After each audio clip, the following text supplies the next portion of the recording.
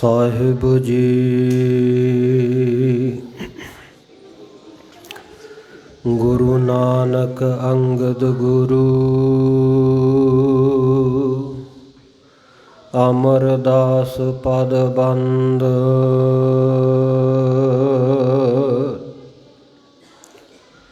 ਰਾਮਦਾਸ ਅਰਜਨ ਗੁਰੂ ਬਰ ਸ਼੍ਰੀ ਹਰਗੋਬਿੰਦ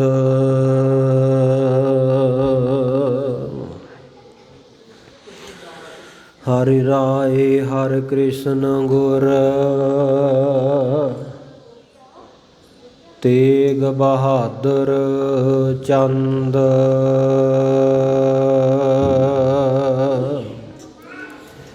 ਦਸਵੇਂ ਗੋਬਿੰਦ ਸਿੰਘ ਗੁਰ ਨਮੋ ਚਰਨ ਅਰਬਿੰਦ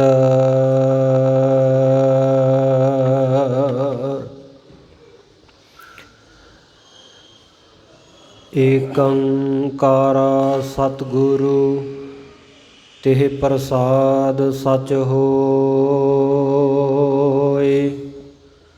ਵਾਹਿਗੁਰੂ ਜੀ ਕੀ ਫਤਿਹ। ਬਿਘਨ ਬਿਨਾਸਨ ਸੋਏ ਸ੍ਰੀ ਗੁਰ ਸ਼ਬਦ ਕਮਾਏ ਜਿਨ ਜੀਤੇ ਪੰਚ ਵਿਕਾਰ। ਤਿਨ ਸੰਤਨ ਕੋ ਬੰਦਨਾ ਸਿਰ ਚਰਨਨ ਪਗ ਧਾਰ। ਸੋ ਕਹੋ ਟਲ ਗੁਰ ਸੇਵੀਐ ਅਹਨਿਸ ਸਹਿਜ ਸੁਭਾਏ। ਦਰਸ਼ਨ ਪਰਸੈ ਗੁਰੂ ਕੈ ਜਨਮ ਮਰਨ ਦੁਖ ਜਾਏ।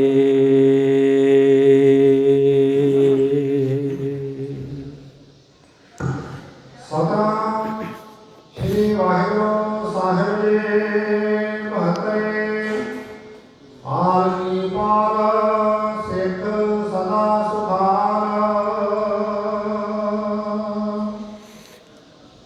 ਵਾਹਿਗੁਰੂ ਜੀ ਕਾ ਖਾਲਸਾ ਵਾਹਿਗੁਰੂ ਜੀ ਕੀ ਫਤਿਹ। ਪਰਮ ਸਤਿਕਾਰਯੋਗ ਸਤਿਗੁਰਾਂ ਦੀ ਸਾਜੀ ਨਵਾਜੀ ਗੁਰੂ ਪਿਆਰੀ ਗੁਰੂ ਖਾਲਸਾ ਸਾਧ ਸੰਗਤ ਜੀਓ, ਚਬਰ ਛਤਰ ਤਖਤ ਦੇ ਮਾਲਕ ਹਾਜ਼ਰਾ ਹਜ਼ੂਰ ਜ਼ਾਹਰਾ ਜ਼ਹੂਰ ਸਰਬ ਕਲਾ ਭਰਪੂਰ ਇਲਾਹੀ ਨੂਰ ਸਤਿਗੁਰੂ ਸ਼੍ਰੀ ਗੁਰੂ ਗ੍ਰੰਥ ਸਾਹਿਬ ਜੀ ਮਹਾਰਾਜ ਜੀ ਦੀ ਪਾਵਨ ਪਵਿੱਤਰ ਗੋਦ ਅੰਦਰ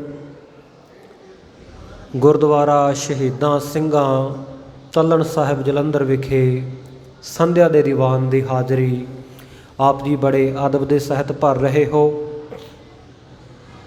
ਸਤਿਗੁਰਾਂ ਨੇ ਰਹਿਮਤ ਕੀਤੀ ਹੈ, ਸੁੰਦਰ ਸੋਹਣਾ ਦੀਵਾਨ ਸਜਿਆ। ਸਜੇ ਹੋਏ ਦੀਵਾਨ ਵਿੱਚ ਭਲੋ ਭਲੋ ਰੇ ਕੀਰਤਨੀਆਂ ਗੁਰੂ ਕੇ ਰਾਗੀ ਸਿੰਘਾਂ ਦੇ ਪਾਸੋਂ ਕਲਯੁਗ ਮੈਂ ਕੀਰਤਨ ਪ੍ਰਧਾਨਾ ਸਰਵਣ ਕਰਕੇ ਆਨੰਦ ਮਾਣਿਆ। ਉਪਰੰਤ ਗੁਰੂ ਕੇ ਵਜ਼ੀਰ ਗ੍ਰੰਥੀ ਸਿੰਘ ਸਾਹਿਬ ਜੀ ਦੇ ਪਾਸੋਂ ਆਪ ਜੀ ਨੇ ਰਹਿਰਾਸ ਸਾਹਿਬ ਦਾ ਪਾਠ ਨਿਯਮ ਦੇ ਮੁਤਾਬਕ ਸਰਵਣ ਕੀਤਾ ਹੈ। ਆਓ ਲੜੀਵਾਰ ਇਤਿਹਾਸ ਦੀ ਜੋ ਕਥਾ ਚੱਲ ਰਹੀ ਹੈ ਉਹਦਾ ਸਮਾਂ ਹੋਇਆ। ਆਪ ਜੀ ਸਰਵਣ ਕਰ ਰਹੇ ਸੀ। ਭਾਈ ਸੰਤੋਖ ਸਿੰਘ ਜੀ ਚੂੜਾਮਣੀ ਕਵੀ ਦੀ ਰਚਨਾ ਸ਼੍ਰੀ ਗੁਰਪ੍ਰਤਾਪ ਸੂਰਜ ਗ੍ਰੰਥ ਦੇ 5ਵੀਂ ਰਿਤੂ ਦੇ ਵਿੱਚੋਂ 14ਵੇਂ ਅਧਿਆਏ ਦੀ ਕਥਾ ਜਿਹੜੀ ਪਿਛਲੇ 8-10 ਦਿਨਾਂ ਤੋਂ ਚੱਲ ਰਹੀ ਹੈ। ਇਹ ਅਧਿਆਏ ਇਹ ਅੰਸੂ 14ਵਾਂ। ਉਜੈਨਪੁਰੀ ਦੇ ਰਹਿਣ ਵਾਲਾ ਬਾਣੀਆ ਸਿੱਖ ਭਾਈ ਵਿਸ਼ੰਬਰ ਦਾਸ ਆਪਣੇ ਪੁੱਤਰ ਦੇ ਗੁਨਾਹ ਨੂੰ ਬਖਸ਼ਾਉਣ ਦੇ ਲਈ ਸਮੇਤ ਪਰਿਵਾਰ ਦੇ ਸ਼੍ਰੀ ਅਨੰਦਪੁਰ ਸਾਹਿਬ ਵਿਖੇ ਪਹੁੰਚਿਆ। ਗੁਨਾਹ ਕੀ ਕੀਤਾ ਪੁੱਤਰ ਨੇ, ਕਿਉਂਕਿ ਨਵੀਂ ਸੰਗਤ ਆਈ ਹੁੰਦੀ ਹੈ, ਮੈਂ ਲੜੀ ਜੋੜ ਦੇਵਾਂ। 1 ਮਹੀਨਾ ਇਹਦਾ ਪੁੱਤਰ ਆਪਣੇ ਪਿਤਾ ਜੀ ਦੀ ਪ੍ਰੇਰਨਾ ਸਦਕਾ ਅਨੰਦਪੁਰ ਸਾਹਿਬ ਵਿਖੇ ਰਿਹਾ। ਮਨ ਵਿੱਚ ਸ਼ਰਧਾ ਭਾਵਨਾ ਕੋਈ ਨਹੀਂ ਸੀ, ਸਿਰਫ ਬਾਹਰੀ ਅੱਖ ਨਾਲ ਗੁਰੂ ਨੂੰ ਪਰਖਣ ਵਾਸਤੇ ਆਇਆ ਸੀ। ਹਰ ਗੱਲ ਨੂੰ ਤਰਕ ਨਾਲ ਵਹਿੰਦਾ ਰਿਹਾ। ਗੁਰੂ ਦੀ ਬਾਹਰੀ ਕਿਰਿਆ ਵੇਖ ਕੇ ਸਤਿਗੁਰੂ ਸੱਚੇ ਪਾਤਸ਼ਾਹ ਜੀ ਜੀਵਾਂ ਦਾ ਉਧਾਰ ਕਰਦੇ ਸਨ ਸ਼ਿਕਾਰ ਦੇ ਬਹਾਨੇ। ਨਾਲ ਸਤਿਗੁਰੂ ਜੀ ਨੇ ਸਪਸ਼ਟ ਵੀ ਕਰ ਦਿੱਤਾ ਸੀ ਕਿ ਜਿਹੜੇ ਪੰਛੀ ਦਾ ਮਾਸ ਅਸੀਂ ਬਾਜ ਨੂੰ ਛਕਾ ਰਹੇ ਹਾਂ, ਇਹਨਾਂ ਦਾ ਪਿਛਲੇ ਜਨਮ ਦਾ ਲੈਣਾ ਦੇਣਾ ਸੀ, ਸੰਬੰਧ ਸੀ, ਇਹਨੇ ਝੂਠੀ ਕਸਮ ਖਾਧੀ ਸੀ ਸਾਡੀ, ਇਸ ਕਰਕੇ ਅਸੀਂ ਫਿਰ ਵੀ ਆਪਣੇ ਬਿਰਦ ਦੀ ਪਾਲਣਾ ਕਰਦਿਆਂ ਹੋਇਆਂ ਇਹਨੂੰ ਜੀਵਨ ਮੁਕਤ ਕਰ ਦਿੱਤਾ ਦੋਵਾਂ ਨੂੰ। ਪਰ ਸ਼ੰਕਾ ਇਹਦੇ ਮਨ ਦਾ ਜਿਉਂ ਦਾ ਤਿਉਂ ਬਣਿਆ ਰਿਹਾ। ਕਦੇ ਕਦੇ ਸ਼ਰਧਾ ਭਾਵਨਾ ਬਣ ਜਾਇਆ ਕਰੇ, ਕਦੇ ਫਿਰ ਸ਼ੰਕਾ ਗ੍ਰਸਤ ਇਹਦਾ ਮਨ ਹੋ ਜਾਇਆ ਕਰੇ। ਇੱਦਾਂ ਕਰਦਿਆਂ 1 ਮਹੀਨਾ ਲੰਘ ਗਿਆ। ਜਦ ਵਾਪਸ ਜਾਣ ਲੱਗਾ, ਸਤਿਗੁਰ ਸੱਚੇ ਪਾਤਸ਼ਾਹ ਜੀ ਨੇ ਬਹੁਤ ਖੁਸ਼ੀਆਂ ਬਖਸ਼ੀਆਂ, ਭਾਵਨਾ ਦਾ ਬਚਨ ਇਹਨੂੰ ਬਖਸ਼ਿਆ ਕਿ ਗੁਰੂ ਘਰ ਨਾਲ ਪ੍ਰੇਮ ਬਣਿਆ ਰਹੇ, ਪਵਿੱਤਰ ਕੜਾਹ ਪ੍ਰਸ਼ਾਦ ਦੀ ਦੇਗ ਬਖਸ਼ੀ। ਔਰ ਇਸੇ ਪ੍ਰਕਾਰ 4 ਤੋਲਿਆਂ ਦਾ ਇੱਕ ਸਰਬਲੋਹ ਦਾ ਕੜਾ ਸਤਿਗੁਰੂ ਜੀ ਨੇ ਗੁਰੂ ਘਰ ਦੀ ਬਖਸ਼ਿਸ਼ ਵਜੋਂ ਹਰਗੋਪਾਲ ਨੂੰ ਦਿੱਤਾ। ਪਰ ਕਿਉਂਕਿ ਬਾਣੀਆਂ ਬਿਰਤੀ ਸੀ, ਵਣਜ ਵਪਾਰ ਵਾਲੀ ਬਿਰਤੀ ਸੀ, ਇਹ ਵੀ ਖਿਆਲ ਕਰਿਓ, ਬਾਣੀਆਂ ਇੱਥੇ ਕਿਸੇ ਜਾਤੀ ਦਾ ਵਾਚਕ ਆਪਾਂ ਕਰਕੇ ਘਿਰਣਾ ਯੋਗ ਸ਼ਬਦ ਨਹੀਂ ਵਰਤ ਰਹੇ। ਬਾਣੀਆਂ ਉਹ ਸਿੱਖ ਵੀ ਹੋ ਸਕਦਾ ਹੈ, ਕੋਈ ਵੀ ਹੋ ਸਕਦਾ ਹੈ, ਜਿਹਦਾ ਗੁਰੂ ਘਰ ਦੇ ਨਾਲ ਪ੍ਰੇਮ ਹੈ ਅਤੇ ਉਹਦੇ ਵਿੱਚ ਵੀ ਉਹ ਨਫਾ ਨੁਕਸਾਨ ਸੋਚਦਾ, ਉਹ ਬਾਣੀਆਂ ਬਿਰਤੀ ਹੈ। ਇਹ ਜਾਤੀ ਤੌਰ 'ਤੇ ਵੀ ਬਾਣੀਆਂ ਸੀ ਅਤੇ ਮਨ ਦੇ ਵਿੱਚ ਗੱਲਬਾਤ ਵੀ ਇੱਦਾਂ ਹੀ ਚੱਲਦੀ ਰਹੀ ਕਿ ਪਹਿਲਾਂ ਮੇਰਾ ਪਿਤਾ ਬਿਸ਼ੰਬਰ ਦਾਸ ਗੁਰੂ ਚਰਨਾਂ ਵਿੱਚ ਆਇਆ ਸੀ 100 ਰੁਪਈਆ ਗੁਰੂ ਨੂੰ ਮੱਥਾ ਟੇਕ ਕੇ, ਅਤੇ ਉਹ ਸਤਿਗੁਰਾਂ ਦੇ ਚਰਨ ਪਾਹੁਲ ਲੈ ਕੇ ਗੁਰੂ ਕਾ ਸਿੱਖ ਬਣ ਗਿਆ। ਹੁਣ ਮੇਰੇ ਪਿਤਾ ਦੀ ਪ੍ਰੇਰਨਾ ਸਦਕਾ ਮੈਂ ਵਾਪਸ ਆਇਆ ਇੱਥੇ ਅਨੰਦਪੁਰ ਸਾਹਿਬ। ਉਹਨਾਂ ਮੈਨੂੰ ਭੇਜਿਆ ਇੰਨੀ ਦੂਰੋਂ, ਉਜੈਨਪੁਰੀ ਤੋਂ ਹਜ਼ਾਰਾਂ ਮੀਲਾਂ ਦਾ ਸਫ਼ਰ ਕਰਕੇ ਮੈਂ ਇੱਥੇ ਪਹੁੰਚਿਆ। 1 ਮਹੀਨਾ ਗੁਰੂ ਕੋਲ ਰਿਹਾ ਵੀ, ਗੁਰੂ ਦੀ ਕਿਰਿਆ ਬਾਹਰੀ ਮੈਨੂੰ ਚੰਗੀ ਨਹੀਂ ਲੱਗੀ। ਗੁਰੂ ਤਾਂ ਵੈਸ਼ਨੋ ਹੋਣਾ ਚਾਹੀਦਾ, ਗੁਰੂ ਦਾ ਹਿੰਸਾ ਦੇ ਨਾਲ ਕੀ ਕੰਮ, ਗੁਰੂ ਤਾਂ ਅਹਿੰਸਾਵਾਦੀ ਹੋਣਾ ਚਾਹੀਦਾ ਹੈ। ਸਤਿਗੁਰੂ ਦੇ ਚੋਜਾਂ ਨੂੰ, ਵਡਿਆਈ ਨੂੰ ਜਾਣ ਨਾ ਸਕਿਆ। ਮਨ ਵਿੱਚ ਸ਼ੰਕਾ ਕਰਕੇ ਵਾਪਸ ਜਾਂਦਾ ਹੋਇਆ ਗੁਰੂ ਕੇ ਸਿੱਖ ਭਾਈ ਧਿਆਨ ਸਿੰਘ ਰੋਜ਼ੀ ਮਾਜਰੇ ਵਾਲੇ ਨੂੰ, ਮਾਜਰੀ ਪਿੰਡ ਦਾ ਜਿਹੜਾ ਰਹਿਣ ਵਾਲਾ ਧਿਆਨ ਸਿੰਘ ਸੀ, ਉਹਨੂੰ ਕਹਿਣ ਲੱਗਾ ਕਿ ਗੁਰੂ ਕੋਲ 1 ਮਹੀਨਾ ਮੈਂ ਲਾਇਆ ਆ, ਨਾਲ 500 ਰੁਪਈਆ ਦੇ ਆਇਆ। 600 ਰੁਪਈਆ ਗੁਰੂ ਨੇ ਸਾਥੋਂ ਲੁੱਟ ਲਿਆ ਅਤੇ ਮੈਨੂੰ ਆਉਣ ਲੱਗੇ ਨੂੰ ਦਿੱਤਾ ਕਿ ਇੱਕ ਭਾਵਨਾ ਦਾ ਬਚਨ ਕਰਤਾ, ਥੋੜ੍ਹੀ ਜਿਹੀ ਕੜਾਹ ਪ੍ਰਸ਼ਾਦ ਦੀ ਦੇਗ ਦੇ ਦਿੱਤੀ ਅਤੇ ਇੱਕ ਕੜਾ ਦੇ ਦਿੱਤਾ। ਦੱਸੋ ਇਹਨਾਂ ਚੀਜ਼ਾਂ ਦਾ ਮੈਂ ਕੀ ਕਰਨਾ? 1 ਮਹੀਨਾ ਮੈਂ ਸਮਾਂ ਲਾਇਆ ਅਤੇ ਮੈਨੂੰ ਫਾਇਦਾ ਕੀ ਹੋਇਆ ਇਹਦਾ? ਇਉਂ ਜਦ ਇਹਨੇ ਬਚਨ ਕੀਤੇ, ਭਾਈ ਧਿਆਨ ਸਿੰਘ ਸ਼ਰਧਾ ਭਾਵਨਾ ਵਾਲਾ ਗੁਰੂ ਕਾ ਸਿੱਖ ਸੀ, ਤਾਂ ਉਹਨੇ ਸੋਚਿਆ ਕਿ ਅਣਅਧਿਕਾਰੀ ਕੋਲ ਗੁਰੂ ਦੀਆਂ ਬਖਸ਼ਿਸ਼ਾਂ ਆ ਗਈਆਂ ਅਤੇ ਇਹ ਕਦਰ ਨਹੀਂ ਕਰੇਗਾ। ਉਹਨੇ ਕਿਹਾ, ਭਾਈ ਹਰਗੋਪਾਲ, ਜੇ ਤੂੰ ਬੁਰਾ ਨਾ ਮੰਨੇ, ਜਿਹੜਾ 600 ਰੁਪਈਆ ਤੁਸੀਂ ਗੁਰੂ ਨੂੰ ਮੱਥਾ ਟੇਕਿਆ, ਉਹ 600 ਰੁਪਈਆ ਤੈਨੂੰ ਮੈਂ ਦੇ ਦਿੰਦਾ, ਅਤੇ ਜਿਹੜਾ ਗੁਰੂ ਨੇ ਭਾਵਨਾ ਦਾ ਬਚਨ ਕੀਤਾ ਨਾ ਕਿ ਤੁਹਾਡਾ ਗੁਰੂ ਘਰ ਨਾਲ ਪ੍ਰੇਮ ਬਣਿਆ ਰਹੇ, ਸ਼ਰਧਾ ਬਣੀ ਰਹੇ, ਉਹ ਬਚਨ ਤੂੰ ਮੈਨੂੰ ਦੇ ਦੇ। ਹਰਗੋਪਾਲ ਨੇ ਸੋਚਿਆ ਤਾਂ ਵਧੀਆ ਗੱਲ ਹੋ ਗਈ, ਕਿੰਨਾ ਭੋਲਾ ਗੁਰੂ ਕਾ ਸਿੱਖ ਹੈ, 600 ਰੁਪਈਏ ਦੇ ਵਿੱਚ ਬਚਨ ਲੈਣ ਨੂੰ ਫਿਰਦਾ ਹੈ, ਅਤੇ ਮੇਰੇ ਤਾਂ ਜਿਹੜੇ ਲੱਗੇ ਹੋਏ ਪੈਸੇ ਆ ਸਮੇਤ ਮੇਰੇ ਪਿਤਾ ਜੀ ਵਾਲਿਆਂ ਦੇ, ਉਹ ਵੀ ਵਾਪਸ ਆ ਜਾਣਗੇ। ਇਹ ਸੋਚ ਕੇ ਉਹਨੇ ਇਹ ਭਾਵਨਾ ਦਾ ਬਚਨ ਕਹਿੰਦਾ, ਜੀ ਮੈਂ ਗੁਰੂ ਨੂੰ ਹਾਜ਼ਰ ਨਾਜ਼ਰ ਜਾਣ ਕੇ ਕਹਿਣਾ, ਜਿਹੜਾ ਗੁਰੂ ਸਾਹਿਬ ਨੇ ਮੈਨੂੰ ਬਚਨ ਦਿੱਤਾ ਸੀ ਕਿ ਤੇਰਾ ਗੁਰੂ ਘਰ ਨਾਲ ਪ੍ਰੇਮ ਬਣਿਆ ਰਹੇ, ਉਹ ਬਚਨ ਭਾਈ ਧਿਆਨ ਸਿੰਘ ਮੈਂ ਤੈਨੂੰ ਦਿੱਤਾ। ਇਹ ਪ੍ਰਣ ਕਰ ਦਿੱਤਾ ਗੁਰੂ ਦਾ ਨਾਮ ਲੈ ਕੇ। ਅਤੇ ਭਾਈ ਧਿਆਨ ਸਿੰਘ ਨੇ ਆਪਣੀ ਇਸਤਰੀ ਦੇ, ਬੱਚੀ ਦੇ ਗਹਿਣੇ ਗੱਟੇ ਸਾਰੇ ਇਕੱਤਰ ਕਰਕੇ ਕਿਸੇ ਕੋਲ ਗਿਰਵੀ ਰੱਖੇ ਅਤੇ 600 ਰੁਪਈਆ ਲਿਆ ਕੇ ਇਹਨੂੰ ਦੇ ਦਿੱਤਾ। ਕਹਿੰਦਾ ਹੁਣ ਖੁਸ਼ ਹਾਂ? ਕਹਿੰਦਾ ਜੀ ਬਾਗੋ ਬਾਗ ਹੈ। ਭਾਈ ਧਿਆਨ ਸਿੰਘ ਕਹਿੰਦਾ ਠਹਿਰ ਜਾ, 5 ਰੁਪਈਏ ਹੋਰ ਲੈ ਜਾ, ਇਹ ਜਿਹੜੇ ਗੁਰੂ ਕੋਲ ਤੇਰੇ ਰੁਪਈਏ ਸਨ ਨਾ, ਉਹਨਾਂ ਦਾ ਵਿਆਜ ਵੀ ਲੈਂਦਾ ਜਾ, ਫਿਰ ਨਾ ਤੇਰੇ ਮਨ ਵਿੱਚ ਕੋਈ ਸ਼ੰਕਾ ਰਹਿ ਜਾਏ। ਇਹਨੇ ਜਾਂਦਿਆਂ ਜਾਂਦਿਆਂ ਦਿੱਲੀ ਤੋਂ ਕੁਝ ਰਤਨ ਖਰੀਦੇ। ਅੱਗੇ ਰਸਤੇ ਵਿੱਚ ਇੱਕ ਹੋਰ ਨਗਰ ਦੇ ਵਿੱਚ ਜਾਂਦਾ, ਇਹ ਵੇਚ ਗਿਆ। ਇਹਨੂੰ 3000 ਰੁਪਈਆ ਇਹਨੇ ਵੱਟ ਲਿਆ 600 ਰੁਪਈਏ ਦਾ। ਆਪਣੇ ਘਰ ਬੜੀ ਖੁਸ਼ੀ ਪਹੁੰਚਿਆ, ਪਿਤਾ ਨੂੰ ਜਾ ਕੇ ਬੜੀ ਖੁਸ਼ੀ ਨਾਲ ਦੱਸਦਾ ਹੈ ਕਿ ਮੈਂ 3000 ਰੁਪਈਏ ਦਾ ਬਿਜ਼ਨਸ ਕਰ ਆਇਆ, ਵਪਾਰ ਕਰ ਆਇਆ ਰਸਤੇ ਵਿੱਚ। ਤੇ ਪਿਤਾ ਨੇ ਜਦੋਂ ਉੱਥੇ ਦੀ ਵਾਰਤਾ ਪੁੱਛੀ, ਕਹਿਣ ਲੱਗਾ ਨਹੀਂ ਮੈਨੂੰ ਪਿਤਾ ਜੀ ਤੁਹਾਡਾ ਗੁਰੂ ਚੰਗਾ ਨਹੀਂ ਲੱਗਿਆ।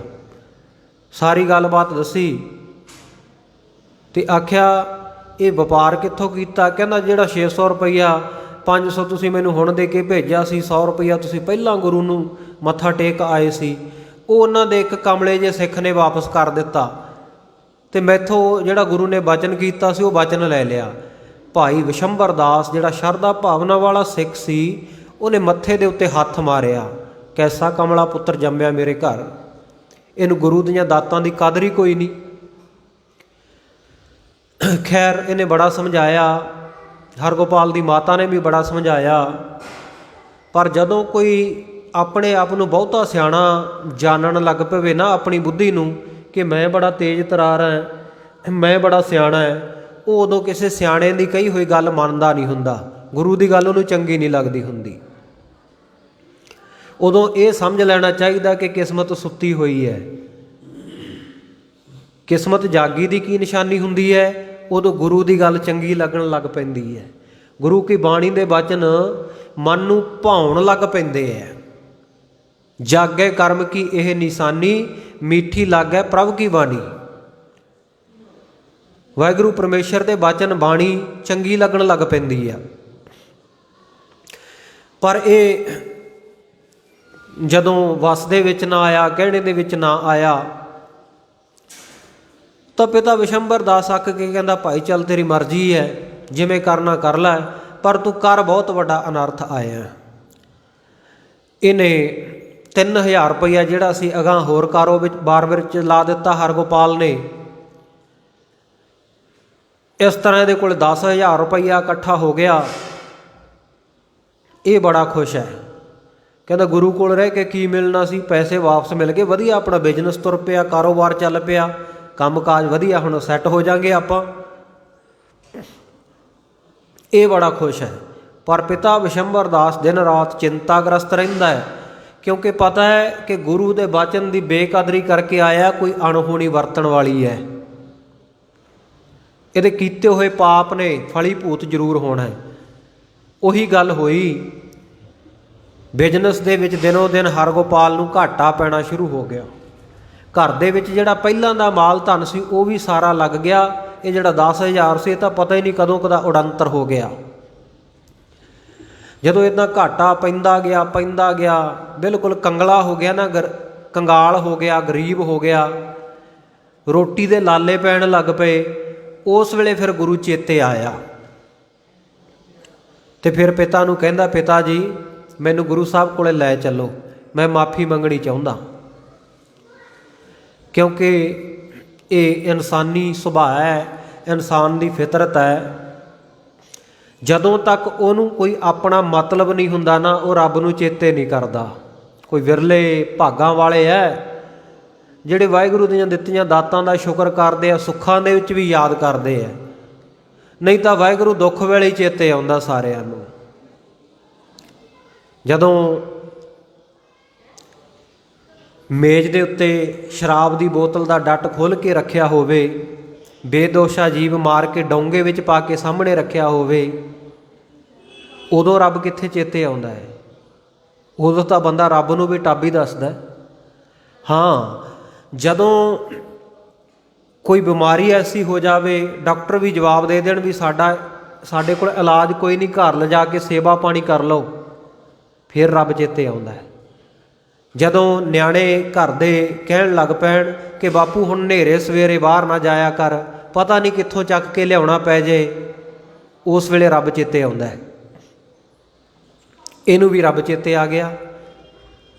ਪਰ ਸਤਿਗੁਰੂ ਦੀ ਬਾਣੀ ਕਹਿੰਦੀ ਹੈ, ਕਬੀਰ ਕਾਮ ਪਰੇ ਹਰ ਸਿਮਰੀਐ, ਐਸਾ ਸਿਮਰੋ ਨਿਤ, ਅਮਰਾਪੁਰ ਬਾਸਾ ਕਰੋ, ਹਰ ਗਿਆ ਬਹੋਰੈ ਬਿੱਤ।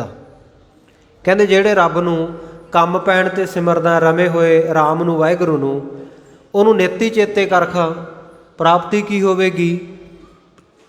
ਕਹਿੰਦੇ ਅਮਰਾਪੁਰੀ ਵਿੱਚ ਵਾਸਾ ਹੋ ਜਾਏਗਾ, ਅਮਰ ਪਦਵੀ ਪ੍ਰਾਪਤ ਹੋ ਜਾਵੇਗੀ ਤੈਨੂੰ, ਜਨਮ ਮਰਨ ਤੋਂ ਰਹਿਤ ਹੋ ਜਾਏਗਾ। ਹਰ ਗਿਆ ਬਹੋਰਾ ਬਿੱਤ, ਹਰੀ ਨਾਮ ਰੂਪੀ ਜਿਹੜਾ ਬਿੱਤ ਖਜ਼ਾਨਾ ਧਾਨਾ ਨਾ ਪਦਾਰਥ ਜਿਹੜਾ ਤੇਰੇ ਕੋਲ ਖੁੱਸ ਗਿਆ ਨਾਮ ਪਦਾਰਥ, ਉਹ ਤੈਨੂੰ ਦੁਬਾਰਾ ਮਿਲ ਜਾਵੇਗਾ। ਇਹਦੀ ਮੱਤ ਟਿਕਾਣੇ ਆਈ ਹਰਗੋਪਾਲ ਦੀ। ਤੇ ਗੁਰੂ ਪਿਆਰਿਓ ਆਪਣੇ ਪਿਤਾ ਦੇ ਸਮੇਤ ਆਪਣੀ ਮਾਤਾ ਦੇ ਸਮੇਤ ਵਾਪਸ ਅਨੰਦਪੁਰ ਸਾਹਿਬ ਪਹੁੰਚਿਆ। ਅਨੰਦਪੁਰ ਸਾਹਿਬ ਪਹੁੰਚ ਕੇ ਇਹਨਾਂ ਨੇ ਗਲਤੀ ਦੀ ਖਿਮਾ ਮੰਗੀ। ਸਤਿਗੁਰੂ ਜੀ ਫਿਰ ਪ੍ਰਸੰਨ ਹੋ ਗਏ, ਕਿਉਂਕਿ ਸਤਿਗੁਰੂ ਤਾਂ ਉਹ ਕਿਸੇ ਦੇ ਔਗਣਾਂ ਨੂੰ ਨਹੀਂ ਚਿਤਾਰਦੇ। ਮਿੱਠ ਬੋਲੜਾ ਜੀ ਹਰ ਸੱਜਣ ਸੁਆਮੀ ਮੋਰਾ, ਹਉ ਸੰਮਲ ਥੱਕੀ ਜੀ ਉਹ ਕਦੇ ਨਾ ਬੋਲਿਆ ਕੌਰਾ। ਗੁਰੂ ਦੀ ਕੋਈ ਨਿੰਦਿਆ ਵੀ ਕਰਨ ਵਾਲਾ ਹੋਵੇ ਨਾ, ਗੁਰੂ ਦੀ ਸ਼ਰਨ ਵਿੱਚ ਚਲਿਆ ਜਾਵੇ, ਬਖਸ਼ਾ ਲਵੇ ਆਪਣੇ ਪਾਪ ਨੂੰ ਜਾ ਕੇ। ਤੇ ਸਤਿਗੁਰੂ ਦਾ ਸੁਭਾਅ ਇੱਦਾਂ ਹੁੰਦਾ ਭਾਈ, ਉਹ ਕਿਸੇ ਨੂੰ ਇਹ ਨਹੀਂ ਕਹਿੰਦਾ, ਔਗਣ ਨਹੀਂ ਚਿਤਾਰਦਾ ਕਿਸੇ ਦਾ। ਔਗਣ ਕੋ ਨਾ ਚਿਤਾਰੇ ਇੱਕ ਚਿਤਾਰਦਾ, ਇੱਕ ਤਿਲ ਨਹੀਂ ਭੰਨੈ ਘਾਲੇ। ਜੇ ਘਾਲਣਾ ਤੁਸੀਂ ਘਾਲੀ ਹੈ ਨਾ, ਗੁਰੂ ਘਰ ਦੇ ਵਿੱਚ ਇੱਕ ਡੱਕਾ ਵੀ ਚੱਕ ਕੇ ਸਾਈਡ 'ਤੇ ਰੱਖ ਦਿੱਤਾ ਨਾ, ਉਹਦਾ ਵੀ ਫਲ ਪ੍ਰਾਪਤ ਹੁੰਦਾ ਸੇਵਾ ਕੀਤੀ ਦਾ। ਗੁਰੂ ਘਰ ਮੱਥਾ ਟੇਕਣ ਆਏ ਹੋ ਨਾ, ਉਹਦਾ ਵੀ ਫਲ ਪ੍ਰਾਪਤ ਹੁੰਦਾ ਹੈ। ਗੁਰੂ ਨਹੀਂ ਕਿਸੇ ਦਾ ਹੱਕ ਰੱਖਦਾ। ਜੋ ਸਰਨ ਆਵੈ ਤਿਸ ਕੰਠ ਲਾਵੈ, ਇਹੋ ਬਿਰਦ ਸੁਆਮੀ ਸੰਦਾ। ਉਹਦਾ ਬਿਰਦ ਹੈ, ਉਹਦਾ ਸੁਭਾਅ ਹੈ, ਉਹਦੀ ਆਦਤ ਹੈ, ਉਹਦੀ ਬਾਣ ਹੈ। ਜਿਹੜਾ ਵੀ ਸ਼ਰਣੀ ਆ ਗਿਆ, ਚਾਹੇ ਪੁੰਨੀ ਹੈ, ਚਾਹੇ ਪਾਪੀ ਹੈ, ਚਾਹੇ ਸੰਤ ਹੈ, ਚਾਹੇ ਚੋਰ ਹੈ, ਚਾਹੇ ਬੀਬੀ ਹੈ, ਚਾਹੇ ਭਾਈ ਹੈ, ਚਾਹੇ ਬੱਚਾ ਹੈ, ਚਾਹੇ ਬੁੱਢਾ ਹੈ, ਕਿਸੇ ਵੀ ਅਵਸਥਾ ਵਾਲਾ ਗੁਰੂ ਚਰਨਾਂ ਵਿੱਚ ਮਨੋ ਅਧੀਨਗੀ ਕਬੂਲ ਕਰਕੇ, ਗੁਰੂ ਨੂੰ ਪੂਰਨ ਤੌਰ 'ਤੇ ਸਰੈਂਡਰ ਕਰਕੇ, ਸਮਰਪਿਤ ਕਰਕੇ ਆਪਾਂ ਆਪ ਜਦੋਂ ਆ ਜਾਂਦਾ ਨਾ, ਆ ਕੇ ਅਰਦਾਸ ਕਰ ਲੇ ਤਾਂ ਗੁਰੂ ਬਖਸ਼ ਦਿੰਦਾ ਹੈ। ਗੁਰੂ ਨੇ ਇਹਨਾਂ ਨੂੰ ਬਖਸ਼ ਦਿੱਤਾ, ਭਾਵਨਾ ਦਾ ਵਚਨ ਦੁਬਾਰਾ ਕਰ ਦਿੱਤਾ ਤੇ ਆਖਿਆ ਵਿਸ਼ੰਬਰ ਦਾਸਾ, ਦੱਖਣ ਵਿੱਚ ਸਿੱਖ ਥੋੜ੍ਹੇ ਹੀ ਹੈ, ਪਰ ਉਹਨਾਂ ਥੋੜ੍ਹੇ ਸਿੱਖਾਂ ਦੇ ਵਿੱਚੋਂ ਹੀ ਤੂੰ ਮੇਰਾ ਬਹੁਤ ਪਿਆਰਾ ਸਿੱਖ ਹੈ, ਬੜੀ ਭਾਵਨਾ ਤੇਰੇ ਮਨ ਅੰਦਰ। ਚਲੋ ਖੈਰ ਕੋਈ ਗੱਲ ਨਹੀਂ, ਬੱਚਾ ਸੀ ਤੇਰਾ ਪੁੱਤਰ, ਇਹ ਨਾਦਾਨ ਸੀ, ਨਹੀਂ ਸਮਝਿਆ ਗੁਰੂ ਨਾਨਕ ਦੇ ਘਰ ਦੀ ਵਡਿਆਈ ਨੂੰ, ਫਿਰ ਵੀ ਤੁਹਾਨੂੰ ਬਖਸ਼ਿਆ, ਬਖਸ਼ ਦਿੱਤਾ। ਵਿਸ਼ੰਬਰ ਦਾਸ ਨੇ ਪੁਨः ਬੇਨਤੀ ਕੀਤੀ, ਗੁਰੂ ਪਾਤਸ਼ਾਹ ਜੀਓ ਮੇਰਾ ਨਗਰ ਇੱਥੋਂ ਬਹੁਤ ਦੂਰ ਹੈ, ਵਾਰ-ਵਾਰ ਆਉਣ ਦਾ ਕੋਈ ਮੇਲਾ ਜੋੜ ਮੇਲਾ ਸਬੱਬ ਬਣਦਾ ਨਹੀਂ, ਤੇ ਇਸ ਕਰਕੇ ਆਪ ਜੀ ਅੱਜ ਹੀ ਕਿਰਪਾ ਕਰ ਦਿਓ, ਮੈਨੂੰ ਸਾਰੇ ਗੁਰੂ ਘਰ ਦੀ ਮਰਿਆਦਾ ਸਮਝਾ ਦਿਓ। ਸਤਿਗੁਰੂ ਜੀ ਕਹਿੰਦੇ, ਭਾਈ ਸਿੱਖਾ ਗੁਰੂ ਚਰਨਾਂ ਦਾ ਵਿੱਚ ਤਾਂ ਅਰਦਾਸ ਹੀ ਕਬੂਲ ਹੁੰਦੀ ਹੈ। ਜਦੋਂ ਵੀ ਤੈਨੂੰ ਕਿਸੇ ਤਰ੍ਹਾਂ ਦੀ ਲੋੜ ਪਵੇ, ਗੁਰੂ ਚਰਨਾਂ ਵਿੱਚ ਮਰਿਆਦਾ ਮੁਤਾਬਕ ਅਰਦਾਸ ਕਰੀ, ਕੜਾਹ ਪ੍ਰਸ਼ਾਦੀ ਦੇਗ ਬਣਵਾ ਕੇ ਤੇ ਗੁਰੂ ਕੇ ਸਿੱਖਾਂ ਤੋਂ, ਜੀਵਨ ਵਾਲਿਆਂ ਤੋਂ ਅਰਦਾਸ ਕਰਵਾਈ, ਤੇਰੇ ਕਾਰਜ ਸਵਰਨਗੇ।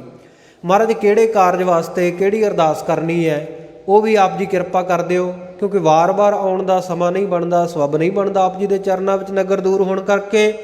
ਸੋ ਆਪ ਜੀ ਕਿਰਪਾ ਕਰੋ। ਸਤਿਗੁਰੂ ਜੀ ਤੋਂ ਇਹਨੇ ਇਹ ਵੀ ਦਾਤ ਪ੍ਰਾਪਤ ਕਰ ਲਈ ਕਿ ਘਰ ਦੇ ਵਿੱਚ ਅੰਨ ਧਨ ਫਿਰ ਪਹਿਲਾਂ ਦੀ ਤਰ੍ਹਾਂ ਹੋ ਜਾਏਗਾ। ਭਾਵਨਾ ਦਾ ਵਚਨ ਵੀ ਲੈ ਲਿਆ ਤੇ ਨਾਲ ਹੁਣ ਸਤਿਗੁਰੂ ਜੀ ਦੀ ਬੇਨਤੀ ਨੂੰ ਪ੍ਰਵਾਨ ਕਰਦੇ ਹੋਏ ਲੜੀਵਾਰ ਜੋ ਸਤਿਗੁਰੂ ਜੀ ਨੇ ਅਰਦਾਸਾਂ ਦੱਸੀਆਂ, ਕਿਹੜੀ ਅਰਦਾਸ ਕਦੋਂ ਕਰਨੀ ਹੈ, ਉਹਨਾਂ ਵਿੱਚੋਂ ਆਪਾਂ 71, 70 ਅਤੇ 71 ਅਰਦਾਸਾਂ ਦੀ ਵਿਆਖਿਆ ਕਥਾ ਵਿਸਥਾਰਪੂਰਵਕ ਪਿੱਛੇ ਸਰਵਣ ਕਰ ਚੁੱਕੇ ਹਾਂ। ਆਓ 72ਵੀਂ ਅਰਦਾਸ ਜਿਵੇਂ ਸਤਿਗੁਰੂ ਸੱਚੇ ਪਾਤਸ਼ਾਹ ਜੀ ਦੱਸ ਰਹੇ ਆ, ਭਾਈ ਵਿਸ਼ੰਬਰ ਦਾਸ ਨੂੰ ਕਦੋਂ ਕਰਨੀ ਹੈ, ਕਿਵੇਂ ਕਰਨੀ ਹੈ, ਲੜੀ ਜੋੜਦਿਆਂ ਹੋਇਆਂ ਆਪਾਂ ਸਤਿਗੁਰਾਂ ਦੇ ਪਵਿੱਤਰ ਇਤਿਹਾਸ ਦੇ ਨਾਲ ਜੁੜੀਏ ਜੀ। ਸਤਿਨਾਮ ਸ੍ਰੀ ਵਾਹਿਗੁਰੂ ਸਾਹਿਬ ਜੀ ਬਹਾਦਰੇ ਪਾਰ ਕੀ ਪਾਰ ਸਿੱਖ ਸਦਾ ਸੁਖਾਲ। ਸਤਿਗੁਰੂ ਜੀ ਕਹਿੰਦੇ, ਵਿਸ਼ੰਬਰ ਦਾਸਾ ਜੇ ਤੇਰੇ ਕੋਲੇ ਮਾਣ ਵਡਿਆਈ ਬਹੁਤੀ ਹੋ ਜਾਵੇ, ਤੇਰਾ ਰੁਤਬਾ ਵੱਡਾ ਤੈਨੂੰ ਮਿਲ ਜਾਏ, ਗੁਰੂ ਕੇ ਸਿੱਖ ਦੇ ਕੋਲ ਮਾਣ ਸਨਮਾਨ ਹੋ ਜਾਏ ਤੇ ਲੋਕ ਉਹਨੂੰ ਪਾਲਕੀਆਂ ਪੰਘੂੜਿਆਂ ਦੇ ਵਿੱਚ ਬਿਠਾ ਕੇ ਇੱਕ ਜਗ੍ਹਾ ਤੋਂ ਦੂਜੀ ਜਗ੍ਹਾ ਲੈ ਕੇ ਜਾਣ, ਤਾਂ ਕਹਿੰਦੇ ਪਾਲਕੀ ਵਿੱਚ ਜਾਂ ਪੰਘੂੜੇ ਦੇ ਵਿੱਚ, ਪਾਲਕੀ ਅਤੇ ਪੰਘੂੜੇ ਦਾ ਫਰਕ ਇੰਨਾ ਕੁ ਹੈ ਕਿ ਪੰਘੂੜਾ ਜਿਹੜਾ ਉਹਦੇ ਵਿੱਚ ਸਿਰਫ ਬੈਠਿਆ ਜਾ ਸਕਦਾ ਹੈ, ਪਰ ਪਾਲਕੀ ਉਹਦੇ ਵਿੱਚ ਲੱਤਾਂ ਸਿੱਧੀਆਂ ਕਰਕੇ ਆਰਾਮ ਨਾਲ ਵਿੱਚ ਪਿਆ ਵੀ ਜਾ ਸਕਦਾ, ਬੈਠ ਵੀ ਸਕਦਾ, ਜਗ੍ਹਾ ਜ਼ਿਆਦਾ ਹੁੰਦੀ ਹੈ ਪਾਲਕੀ ਦੇ ਵਿੱਚ। ਸੋ ਕਹਿੰਦੇ ਜਦੋਂ ਤੂੰ ਪਾਲਕੀ ਦੇ ਵਿੱਚ ਬੈਠੇ ਤੇਰਾ ਲੋਕ ਇੰਨਾ ਮਾਣ ਸਨਮਾਨ ਕਰਨ ਤਾਂ ਉਸ ਵੇਲੇ ਵੀ ਤੂੰ ਆਪਣੇ ਗੁਰੂ ਦੇ ਚਰਨਾਂ ਵਿੱਚ ਸ਼ੁਕਰਾਨੇ ਦੀ ਅਰਦਾਸ ਕਰਨੀ ਹੈ ਤੇ ਨਾਲ ਕਹਿਣਾ ਸਿੱਖ ਸਦਾ ਸੁਖਾਲ। ਮਹਾਰਾਜ ਸੱਚੇ ਪਾਤਸ਼ਾਹ ਆਪ ਜੀ ਦੇ ਸਿੱਖ ਨੂੰ ਆਪ ਜੀ ਨੇ ਇਹ ਕਿੰਨਾ ਸੌਖਾ ਕੀਤਾ, ਕਿੰਨੀਆਂ ਸਹੂਲਤਾਂ ਬਖਸ਼ੀਆਂ। ਆਪ ਜੀ ਦਾ ਸਿੱਖ ਸਦਾ ਇਹਨਾਂ ਪਾਲਕੀਆਂ ਭੰਗੂੜਿਆਂ ਦੇ ਵਿੱਚ ਚੜ੍ਹਦਾ ਹੋਇਆ ਸੁਖਾਲਾ ਹੀ ਰਹੇ। ਆਪ ਤੇਰਾ ਤਰਕ ਤੇਰਾ ਪੀੜਨ ਪੀੜਨ ਮਹਿ। ਹਾਂ ਕਹਿੰਦੇ ਜਦੋਂ ਤੈਨੂੰ ਕੋਈ ਜੋਤਸ਼ੀ ਕੋਈ ਬਾਹਮਣ ਇਹ ਗੱਲ ਆਖੇ ਕਿ ਤੇਰੇ ਉੱਤੇ ਪਾਪੀ ਗ੍ਰਹਿਆਂ ਦਾ ਕਸ਼ਟ ਆਇਆ ਹੋਇਆ ਹੈ, ਕਿਉਂਕਿ ਆਮ ਕਹਿੰਦੇ ਆ ਨਾ ਵੀ ਫਲਾਣਾ ਗ੍ਰਹਿ ਹੈ ਉਹਦੀ ਮਾੜੀ ਚਾਲ ਚੱਲ ਰਹੀ ਹੈ, ਤੇਰੇ ਤਾਂ ਗ੍ਰਹਿ ਨਛੱਤਰ ਬੜੇ ਭਾਰੇ ਪਏ ਹੋਏ ਆ, ਇਹਦਾ ਕੋਈ ਉਪਾਅ ਕਰ ਲੈ। ਕਹਿੰਦੇ ਜਦੋਂ ਉਹਨਾਂ ਦੀ ਬੋਲੀ ਹੈ ਪਾਪੀ ਗ੍ਰਹਿ ਕਹਿੰਦੇ ਆ ਜਿਹੜਾ ਦੁੱਖ ਦੇਣ ਵਾਲਾ, ਪੀੜਾ ਦੇਣ ਵਾਲਾ, ਕਸ਼ਟ ਦੇਣ ਵਾਲਾ ਸਮਾਂ ਚੱਲ ਰਿਹਾ ਹੋਵੇ, ਉਦੋਂ ਕਹਿੰਦੇ ਤੇਰੇ ਤੇ ਪਾਪੀ ਗ੍ਰਹਿ ਭਾਰਾ ਪੈ ਗਿਆ, ਤੇਰੇ ਤੇ ਰਾਹੂ ਕੇਤੂ ਭਾਰੇ ਪਏ ਆ, ਤੇਰੇ ਤੇ ਸ਼ਨੀ ਕਰੋਪ ਹੋਇਆ। ਕਹਿੰਦੇ ਜਦੋਂ ਤੈਨੂੰ ਕੋਈ ਇੱਦਾਂ ਕਹੇ, ਇਸ ਤਰ੍ਹਾਂ ਦਾ ਤੈਨੂੰ ਦੱਸੇ ਨਾ ਕੋਈ, ਤਾਂ ਉਸ ਵੇਲੇ ਵੀ ਸਤਿਗੁਰੂ ਦੇ ਚਰਨਾਂ ਵਿੱਚ ਗੁਰੂ ਕੇ ਸਿੱਖਾ ਤੂੰ ਅਰਦਾਸ ਕਰਨੀ ਹੈ। ਜਦੋਂ ਤੈਨੂੰ ਬਾਹਮਣ ਕਹੇ ਕਿ ਮੈਂ ਤੇਰੀ ਇਹ ਸਾੜ ਸਤੀ ਦੂਰ ਕਰਨ ਵਾਸਤੇ, ਮਾੜੇ ਗ੍ਰਹਿ ਟਾਲਣ ਵਾਸਤੇ, ਪਾਪੀ ਗ੍ਰਹਿਆਂ ਤੋਂ ਬਚਾਉਣ ਵਾਸਤੇ, ਤੇ ਇਹ ਤੈਨੂੰ ਇਹ ਤਰਕ ਦੇਵੇ ਕਿ ਹੁਣ ਤੂੰ ਤੇਲ ਦਾਨ ਕਰ, ਇਸੇ ਤਰ੍ਹਾਂ ਲੋਹਾ ਦਾਨ ਕਰ, ਕਾਲੇ ਤਿਲ ਦਾਨ ਕਰ, ਇਸ ਤਰ੍ਹਾਂ ਦੀਆਂ ਜਿਹੜੀਆਂ ਉਹ ਵਸਤੂਆਂ ਮੰਗਦੇ ਹੈ। ਜਦੋਂ ਤੈਨੂੰ ਇੱਦਾਂ ਦੀਆਂ ਉਹ ਗੱਲਾਂ ਕਹੇ ਕਿ ਇਹਨਾਂ ਚੀਜ਼ਾਂ ਨੂੰ ਦਾਨ ਕਰ, ਤਾਂ ਤੂੰ ਗੁਰੂ ਚਰਨਾਂ ਵਿੱਚ ਅਰਦਾਸ ਕਰ ਕਿ ਮੇਰੇ ਮਨ ਵਿੱਚ ਉਸ ਵੇਲੇ ਤਰਕ ਆਵੇ, ਮੈਂ ਪਖੰਡ ਦੇ ਪਿੱਛੇ ਨਾ ਲੱਗਾ। ਪਾਪ ਪੇਲ, ਉਹ ਪਾਪ ਨੂੰ ਪੇਲਣ ਵਾਸਤੇ, ਧਕੇਲਣ ਵਾਸਤੇ, ਖਤਮ ਕਰਨ ਵਾਸਤੇ, ਜ਼ੋਰ ਨਾਲ ਪਰਾਂ ਨੂੰ ਧੱਕਣ ਵਾਸਤੇ। ਪੇਲਣਾ ਮੈਂ ਪੇਲਣ ਦਾ, ਧੱਕਾ ਲਾਉਣ ਦਾ। ਉਹ ਜਿਹੜਾ ਪਾਪੀ ਗ੍ਰਹਿ ਹੈ ਜਾਂ ਗ੍ਰਹਿ ਦਾ ਕਸ਼ਟ ਹੈ ਉਹਨੂੰ ਦੂਰ ਕਰਨ ਦੇ ਵਾਸਤੇ ਜਿਹੜੇ ਪੰਡਤ ਮੈਨੂੰ, ਬਾਹਮਣ ਮੈਨੂੰ ਇਹ ਪਖੰਡ ਦੀਆਂ ਗੱਲਾਂ ਦੱਸੇ ਕਿ ਇਹ ਪੀੜਾ ਦੇ ਵਿੱਚੋਂ ਜੇ ਤੂੰ ਬਚਣਾ, ਇਹ ਕਸ਼ਟ ਦੇ ਵਿੱਚੋਂ ਜੇ ਤੂੰ ਬਚਣਾ, ਇੱਦਾਂ ਕਰ ਲੈ, ਤਾਂ ਕਹਿੰਦੇ ਮੇਰੇ ਮਨ ਵਿੱਚ ਤਰਕ ਪੈਦਾ ਹੋਵੇ ਤੇ ਮੈਂ ਸਿਰਫ ਗੁਰੂ ਚਰਨਾਂ ਨਾਲ ਹੀ ਜੁੜਿਆ ਰਹਾ।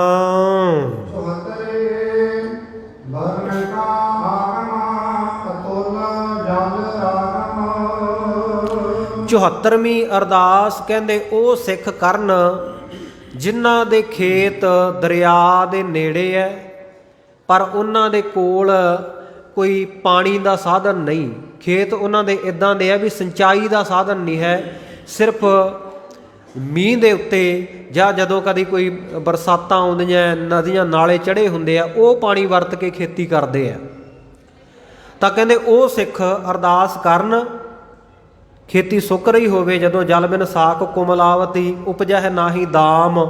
ਜਦੋਂ ਤੇਰੇ ਮਨ ਵਿੱਚ ਇਹ ਹੋਵੇ ਭਾਵਨਾ ਕਿ ਮਹਾਰਾਜ ਹੁਣ ਜਲ ਤੋਂ ਬਿਨਾਂ ਖੇਤੀ ਜਿਹੜੀ ਹੈ ਇਹ ਕੁਮਲਾ ਜਾਣੀ ਹੈ, ਇਹ ਸੜ ਜਾਣੀ ਹੈ, ਸੁੱਕ ਜਾਣੀ ਹੈ, ਖਤਮ ਹੋ ਜਾਣੀ ਹੈ, ਇਹਨੂੰ ਫਲ ਕੋਈ ਨਹੀਂ ਪੈਣਾ, ਤੇ ਜੇ ਫਲ ਨਾ ਹੋਇਆ ਤੇ ਇਹ ਖੇਤੀ ਦੇ ਵਿੱਚੋਂ ਕੋਈ ਝਾੜ ਨਾ ਨਿਕਲਿਆ ਤੇ ਉਪਜੈ ਨਾ ਹੀ ਦਾਮ।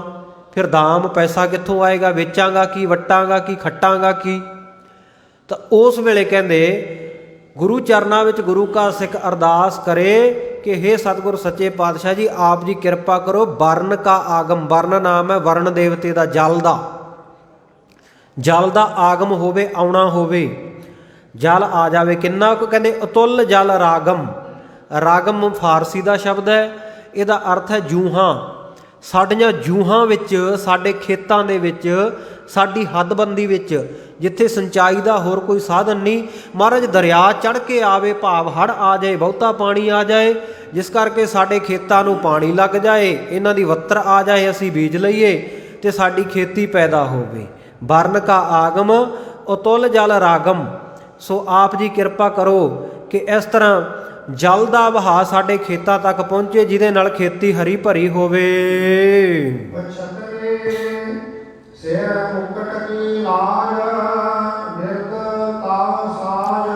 75ਵੀਂ ਅਰਦਾਸ ਗੁਰੂ ਕੇ ਸਿੱਖ ਨੇ ਉਸ ਵੇਲੇ ਕਰਨੀ ਹੈ ਜਦੋਂ ਉਹਦੇ ਸਿਰ ਦੇ ਉੱਤੇ ਕੋਈ ਜ਼ਿੰਮੇਵਾਰੀ ਦਾ ਮੁਕਟ ਰੱਖਿਆ ਜਾਵੇ, ਉਹਦੀ ਦਸਤਾਰਬੰਦੀ ਹੋਵੇ, ਉਹਨੂੰ ਕੋਈ ਰਾਜ ਭਾਗ ਮਿਲਿਆ ਹੋਵੇ।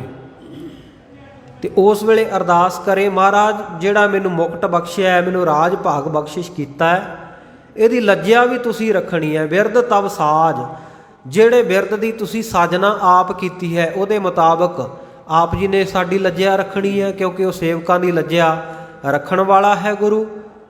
ਤੇ ਦੂਜਾ ਅਰਥ ਇਹਦਾ ਜੇ ਆਪਾਂ ਕਰੀਏ, ਮੁਕਟ ਕੀ ਲਾਜ ਬਿਰਧ ਤਵ ਸਾਜ, ਮੁਕਟ ਆਪਣੇ ਸਿਰ ਦੇ ਉੱਪਰ, ਗੁਰੂ ਕੇ ਸਿੱਖ ਦੇ ਸਿਰ ਦੇ ਸੀਸ ਦੇ ਉੱਪਰ ਸਾਰਿਆਂ ਤੋਂ ਉੱਪਰ ਕੇਸਾਂ ਦਾ ਜੂੜਾ ਹੁੰਦਾ, ਗੁੱਟਾ ਕੀਤਾ ਹੋਇਆ।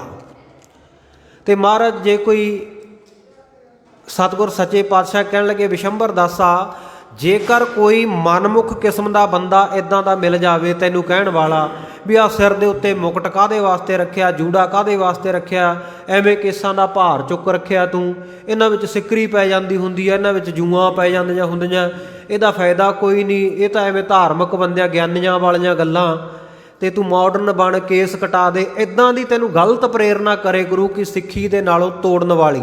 ਕਿਉਂਕਿ ਮੈਂ 2-3 ਦਿਨ ਪਹਿਲਾਂ ਵੀ ਬੇਨਤੀ ਕੀਤੀ ਸੀ ਕਿ ਊੜੇ ਅਤੇ ਜੂੜੇ ਤੋਂ ਬਿਨਾ ਸਾਡੀ ਹੋਂਦ ਖਤਮ ਹੈ। ਗੁਰੂ ਕੇ ਸਿੱਖਾਂ ਦੀ ਹੋਂਦ ਊੜੇ ਅਤੇ ਜੂੜੇ ਦੇ ਨਾਲ ਹੀ ਹੈ। ਊੜੇ ਤੋਂ ਭਾਵ ਸਾਡੀ ਗੁਰਮੁਖੀ ਪੰਜਾਬੀ ਬੋਲੀ, ਤੇ ਜੂੜਾ ਜੋ ਸਾਬਤ ਸੂਰਤ ਕੇਸ ਹੈ। ਸਤਿਗੁਰੂ ਜੀ ਕਹਿੰਦੇ, ਵਿਸ਼ੰਬਰ ਦਾਸ ਗੁਰੂ ਪਿਆਰਿਆ, ਜੇਕਰ ਕਦੇ ਕੋਈ ਇਸ ਤਰ੍ਹਾਂ ਦਾ ਬੰਦਾ ਮਿਲ ਜਾਵੇ ਮਨਮੁਖ, ਜਿਹੜਾ ਕਹੇ ਇਹਨਾਂ ਕੇਸਾਂ ਨੂੰ ਰੱਖਣ ਦੀ ਲੋੜ ਕੋਈ ਨਹੀਂ, ਇਹ ਮੁਕਟ ਤੋਂ ਬਿਨਾਂ ਵੀ ਸਰ ਸਕਦਾ ਹੈ, ਮਨ ਵਿੱਚ ਹੀ ਸਿੱਖੀ ਹੋਣੀ ਚਾਹੀਦੀ ਹੈ, ਤੇ ਇਹੋ ਜਿਹੇ ਬੰਦੇ ਦੀਆਂ ਗੱਲਾਂ ਦੇ ਵਿੱਚ ਨਾ ਆਈ, ਕਿਉਂਕਿ ਕੇਸ ਗੁਰੂ ਕੀ ਮੋਹਰ ਹੈ ਭਾਈ। ਸਤਿਗੁਰੂ ਨੇ ਕੇਸਾਂ ਨੂੰ ਗੁਰੂ ਕੀ ਮੋਹਰ ਆਖਿਆ। ਤੇ ਸਤਿਗੁਰੂ ਜੀ ਤਾਂ ਕਹਿੰਦੇ, ਜੇਕਰ ਕੋਈ ਮੇਰਾ ਕੇਸਾ ਧਾਰੀ ਸਿੱਖ ਅੰਮ੍ਰਿਤਧਾਰੀ ਸਿੰਘ ਕਿਸੇ ਗਲਤੀ ਕਰਕੇ ਨਰਕਾਂ ਦੇ ਵਿੱਚ ਵੀ ਡਿੱਗ ਪਵੇ ਨਾ, ਤੇ ਸਾਡੇ ਚਰਨਾਂ ਵਿੱਚ ਕਰ ਲਏ ਪੁਕਾਰ, ਤੇ ਅਸੀਂ ਉਹਨੂੰ ਆਪਣਾ ਜਾਣਦੇ ਹੋਏ ਕੇਸਾਂ ਤੋਂ ਫੜ ਕੇ ਨਰਕਾਂ ਵਿੱਚ ਧੂ ਕੇ ਕੱਢ ਲੈਂਦੇ ਹਾਂ। ਕਾਢੀ ਨਰਕ ਤੇ ਧੂ, ਨਰਕਾਂ ਵਿੱਚੋਂ ਖਿੱਚ ਲੈਂਦੇ ਹਾਂ, ਅਸੀਂ ਉਹਨੂੰ ਨਰਕਾਂ ਵਿੱਚ ਨਹੀਂ ਪੈਣ ਦਿੰਦੇ। ਜਿਵੇਂ ਮਾਲਵੇ ਦੀ ਧਰਤੀ ਦੇ ਉੱਤੇ ਜਿਸ ਵੇਲੇ ਸਤਿਗੁਰੂ ਧੰਨ ਸ਼੍ਰੀ ਗੁਰੂ ਗੋਬਿੰਦ ਸਿੰਘ ਸਾਹਿਬ ਮਹਾਰਾਜ ਸੱਚੇ ਪਾਤਸ਼ਾਹ ਗਏ ਆ, ਤੇ ਉੱਥੇ ਸਤਿਗੁਰੂ ਜੀ ਦਾ ਬੜਾ ਸਨਮਾਨ, ਬੜਾ ਸਵਾਗਤ, ਦਿਲ ਦੀਆਂ ਗਹਿਰਾਈਆਂ ਤੋਂ ਜਿਉਂ ਆਇਆ ਆਖਿਆ ਸਤਿਗੁਰੂ ਜੀ ਨੂੰ ਬਰਾੜਾਂ ਦੀ ਕੌਮ ਨੇ, ਕਿਉਂਕਿ ਮਾਲਵਾ ਦੇਸ਼ ਜੰਗਲ ਦੇਸ਼ ਉਸ ਵੇਲੇ ਕਿਹਾ ਜਾਂਦਾ ਸੀ, ਤੇ ਉਧਰਲੇ ਪਾਸੇ ਬਰਾੜਾਂ ਦੀ ਬੜੀ ਚੜ੍ਹਤ ਸੀ। ਮੈਂ ਇਹ ਵੀ ਬੇਨਤੀ ਕਰ ਦੇਵਾਂ, ਇਹਨਾਂ ਬਰਾੜਾਂ ਦੇ ਵਿੱਚੋਂ ਹੀ 20ਵੀਂ ਸਦੀ ਦੇ ਮਹਾਨ ਸਿੱਖ ਦਮਦਮੀ ਟਕਸਾਲ ਦੇ 14ਵੇਂ ਮੁਖੀ ਸੰਤ ਗਿਆਨੀ ਜਰਨੈਲ ਸਿੰਘ ਜੀ ਖਾਲਸਾ ਭਿੰਡਰਾਂ ਵਾਲੇ ਇਹਨਾਂ ਬਰਾੜਾਂ ਦੀ ਕੁਲ ਦੇ ਵਿੱਚੋਂ ਹੋਏ ਹੈ। ਵੇਖੋ ਕਿੰਨੀ ਸ਼ਰਧਾ ਭਾਵਨਾ ਵਾਲੇ ਸਿੱਖ ਇਹ ਬਰਾੜ ਕੌਮ ਦੇ ਵਿੱਚ ਪੈਦਾ ਹੋਏ ਹੈ। ਸੋ ਸਤਿਗੁਰੂ ਸੱਚੇ ਪਾਤਸ਼ਾਹ ਜੀ ਦੀ ਬੜੀ ਆਓ ਭਗਤ ਇਹਨਾਂ ਬਰਾੜਾਂ ਨੇ ਕੀਤੀ। ਤੇ ਮਾਲਵੇ ਦਾ ਇੱਕ ਸਿੱਖ ਜਿਹਦਾ ਨਾਮ ਹੈ ਦਾਨਾ, ਬਰਾੜਾਂ ਵਿੱਚੋਂ ਚੌਧਰੀ ਹੈ ਦਾਨਾ, ਇਹਨੇ ਵੀ ਸਤਿਗੁਰੂ ਜੀ ਦੀ ਬੜੀ ਭਾਵਨਾ ਦੇ ਨਾਲ ਸੇਵਾ ਕੀਤੀ। ਸਤਿਗੁਰੂ ਜੀ ਇਹਦੇ ਤੇ ਪ੍ਰਸੰਨ ਹੋ ਗਏ, ਕਹਿਣ ਲੱਗੇ, ਭਾਈ ਦਾਨਿਆ, ਜੇਕਰ ਤੂੰ ਗੁਰੂ ਕੀ ਖੁਸ਼ੀ ਲੈਣੀ ਚਾਹੁੰਦਾ ਨਾ, ਜਿਹੜਾ ਤੂੰ ਤੰਬਾਕੂ ਵਰਤਦਾ ਨਾ, ਇਹ ਤੰਬਾਕੂ ਛੱਡ ਦੇ। ਕਹਿੰਦਾ, ਮਹਾਰਾਜ ਮੈਂ ਤੰਬਾਕੂ ਨਹੀਂ ਛੱਡ ਸਕਦਾ, ਕਿਉਂਕਿ ਜੇ ਮੈਂ ਤੰਬਾਕੂ ਨਹੀਂ ਵਰਤਦਾ ਨਾ, ਮੈਨੂੰ ਅਫਰੇਵਾ ਹੋ ਜਾਂਦਾ ਹੈ। ਸਤਿਗੁਰੂ ਕਹਿੰਦੇ, ਗੁਰੂ ਕਾ ਬਚਨ ਮਨ ਛੱਡ ਦੇ, ਨਹੀਂ ਹੋਏਗਾ ਅਫਰੇਵਾ। ਇਹਨੇ ਸਤਿਗੁਰਾਂ ਦਾ ਬਚਨ ਮੰਨਿਆ, ਛੱਡ ਦਿੱਤਾ। ਇੱਕ ਦਿਨ ਇਹਨੇ ਸਤਿਗੁਰੂ ਜੀ ਦੇ ਚਰਨਾਂ ਵਿੱਚ ਅਰਦਾਸ ਬੇਨਤੀ ਕੀਤੀ, ਕਹਿਣ ਲੱਗਾ, ਮਹਾਰਾਜ ਆਪ ਜੀ ਮੈਨੂੰ ਸਿੱਖੀ ਬਖਸ਼ੋ, ਆਪ ਜੀ ਮੇਰੇ 'ਤੇ ਕਿਰਪਾ ਕਰੋ, ਦਰਗਾਹ ਦੇ ਵਿੱਚ ਵੀ ਮੇਰਾ ਸਾਥ ਦੇਣਾ। ਮੈਂ ਤੁਹਾਡੀ ਬੜੀ ਭਾਵਨਾ ਦੇ ਨਾਲ ਸੇਵਾ ਕੀਤੀ ਹੈ, ਤੇ ਮੈਂ ਸੁਣਿਆ ਜਿਹੜਾ ਗੁਰੂ ਦੀ ਸੇਵਾ ਕਰ ਲਏ ਉਹਦੀ ਸੇਵਾ ਕਦੇ ਵਿਅਰਥ ਨਹੀਂ ਜਾਂਦੀ, ਤੇ ਆਪ ਜੀ ਕਿਰਪਾ ਕਰਿਓ।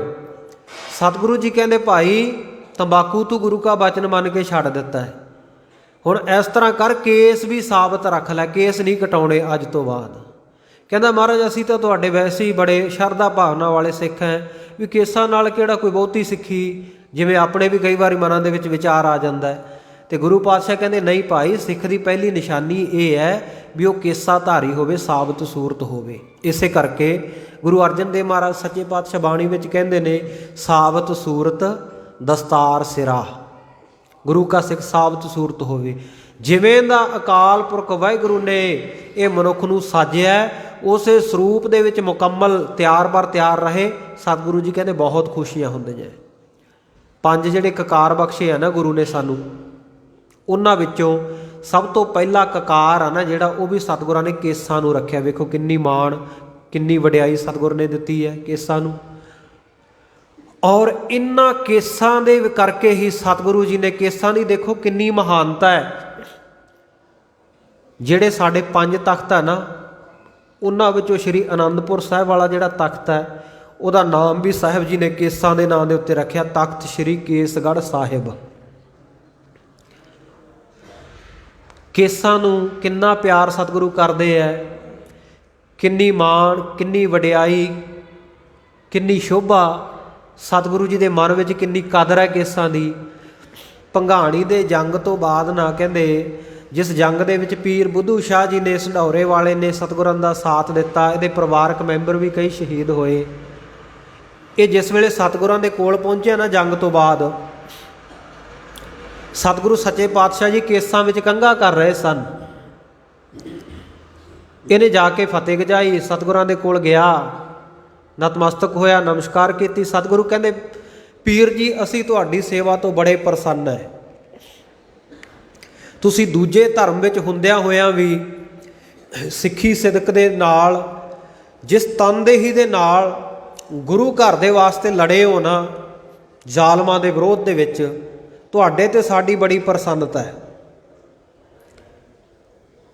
ਤੇ ਆਖਿਆ ਮਹਾਰਾਜ ਆਪ ਜੀ ਮੈਨੂੰ ਕੋਈ ਨਿਸ਼ਾਨੀ ਬਖਸ਼ੋ, ਕੋਈ ਕਿਰਪਾ ਕਰੋ।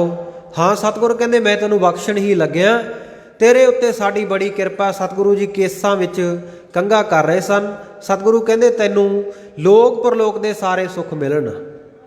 ਸਤਿਗੁਰਾਂ ਨੇ ਬਖਸ਼ ਦਿੱਤਾ। ਤੇ ਇਹਨੇ ਫਿਰ ਬੇਨਤੀ ਕੀਤੀ ਮਹਾਰਾਜ ਮੈਨੂੰ ਉਹ ਚੀਜ਼ ਬਖਸ਼ੋ ਜਿਹੜੀ ਤੁਹਾਨੂੰ ਸਭ ਤੋਂ ਜ਼ਿਆਦਾ ਪਿਆਰੀ ਹੈ।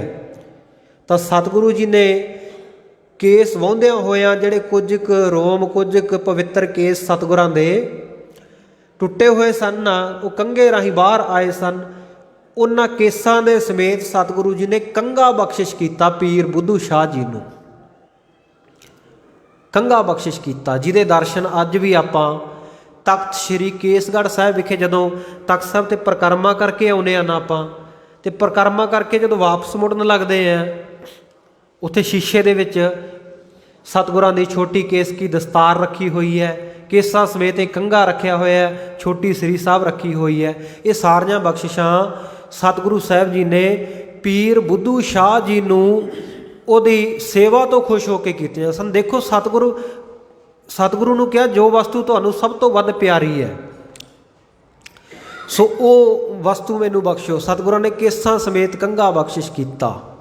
ਸੋ ਠੀਕ ਹੈ ਜੀ, ਮੈਂ ਬੇਨਤੀ ਕਰ ਨਹੀਂ ਲੱਗਿਆ ਸੀ, ਗੁਰਮੁਖਾਂ ਨੇ ਕਰ ਦਿੱਤੀ। ਸਤਿਗੁਰੂ ਸਾਹਿਬ ਜੀ ਵੱਲ ਕੰਡ ਕਰਕੇ ਨਾ ਬੈਠੋ, ਕਿਉਂਕਿ ਸਟੇਜ ਫਿਰ ਇੱਥੇ ਇਸ ਤਰ੍ਹਾਂ ਦੂਸਰੀ ਸਾਈਡ ਨੂੰ ਹੈ ਅਤੇ ਸੰਗਤ ਨੂੰ ਕਈ ਵਾਰ ਪਤਾ ਨਹੀਂ ਹੁੰਦਾ। ਗੁਰੂ ਕਿਰਪਾ ਕਰੇ, ਸਾਰੇ ਭਾਵਨਾ ਵਾਲੇ ਗੁਰਸਿੱਖੋਂ, ਤੁਸੀਂ ਚੰਗਾ ਕੀਤਾ, ਗੁਰਮੁਖਾਂ ਨੇ ਦੱਸ ਦਿੱਤਾ। ਸੋ ਰਹੋ ਵਿਚਾਰ। ਸਤਿਗੁਰੂ ਜੀ ਕੇਸਾਂ ਨੂੰ ਇੰਨਾ ਪਿਆਰ ਕਰਦੇ ਹੈ।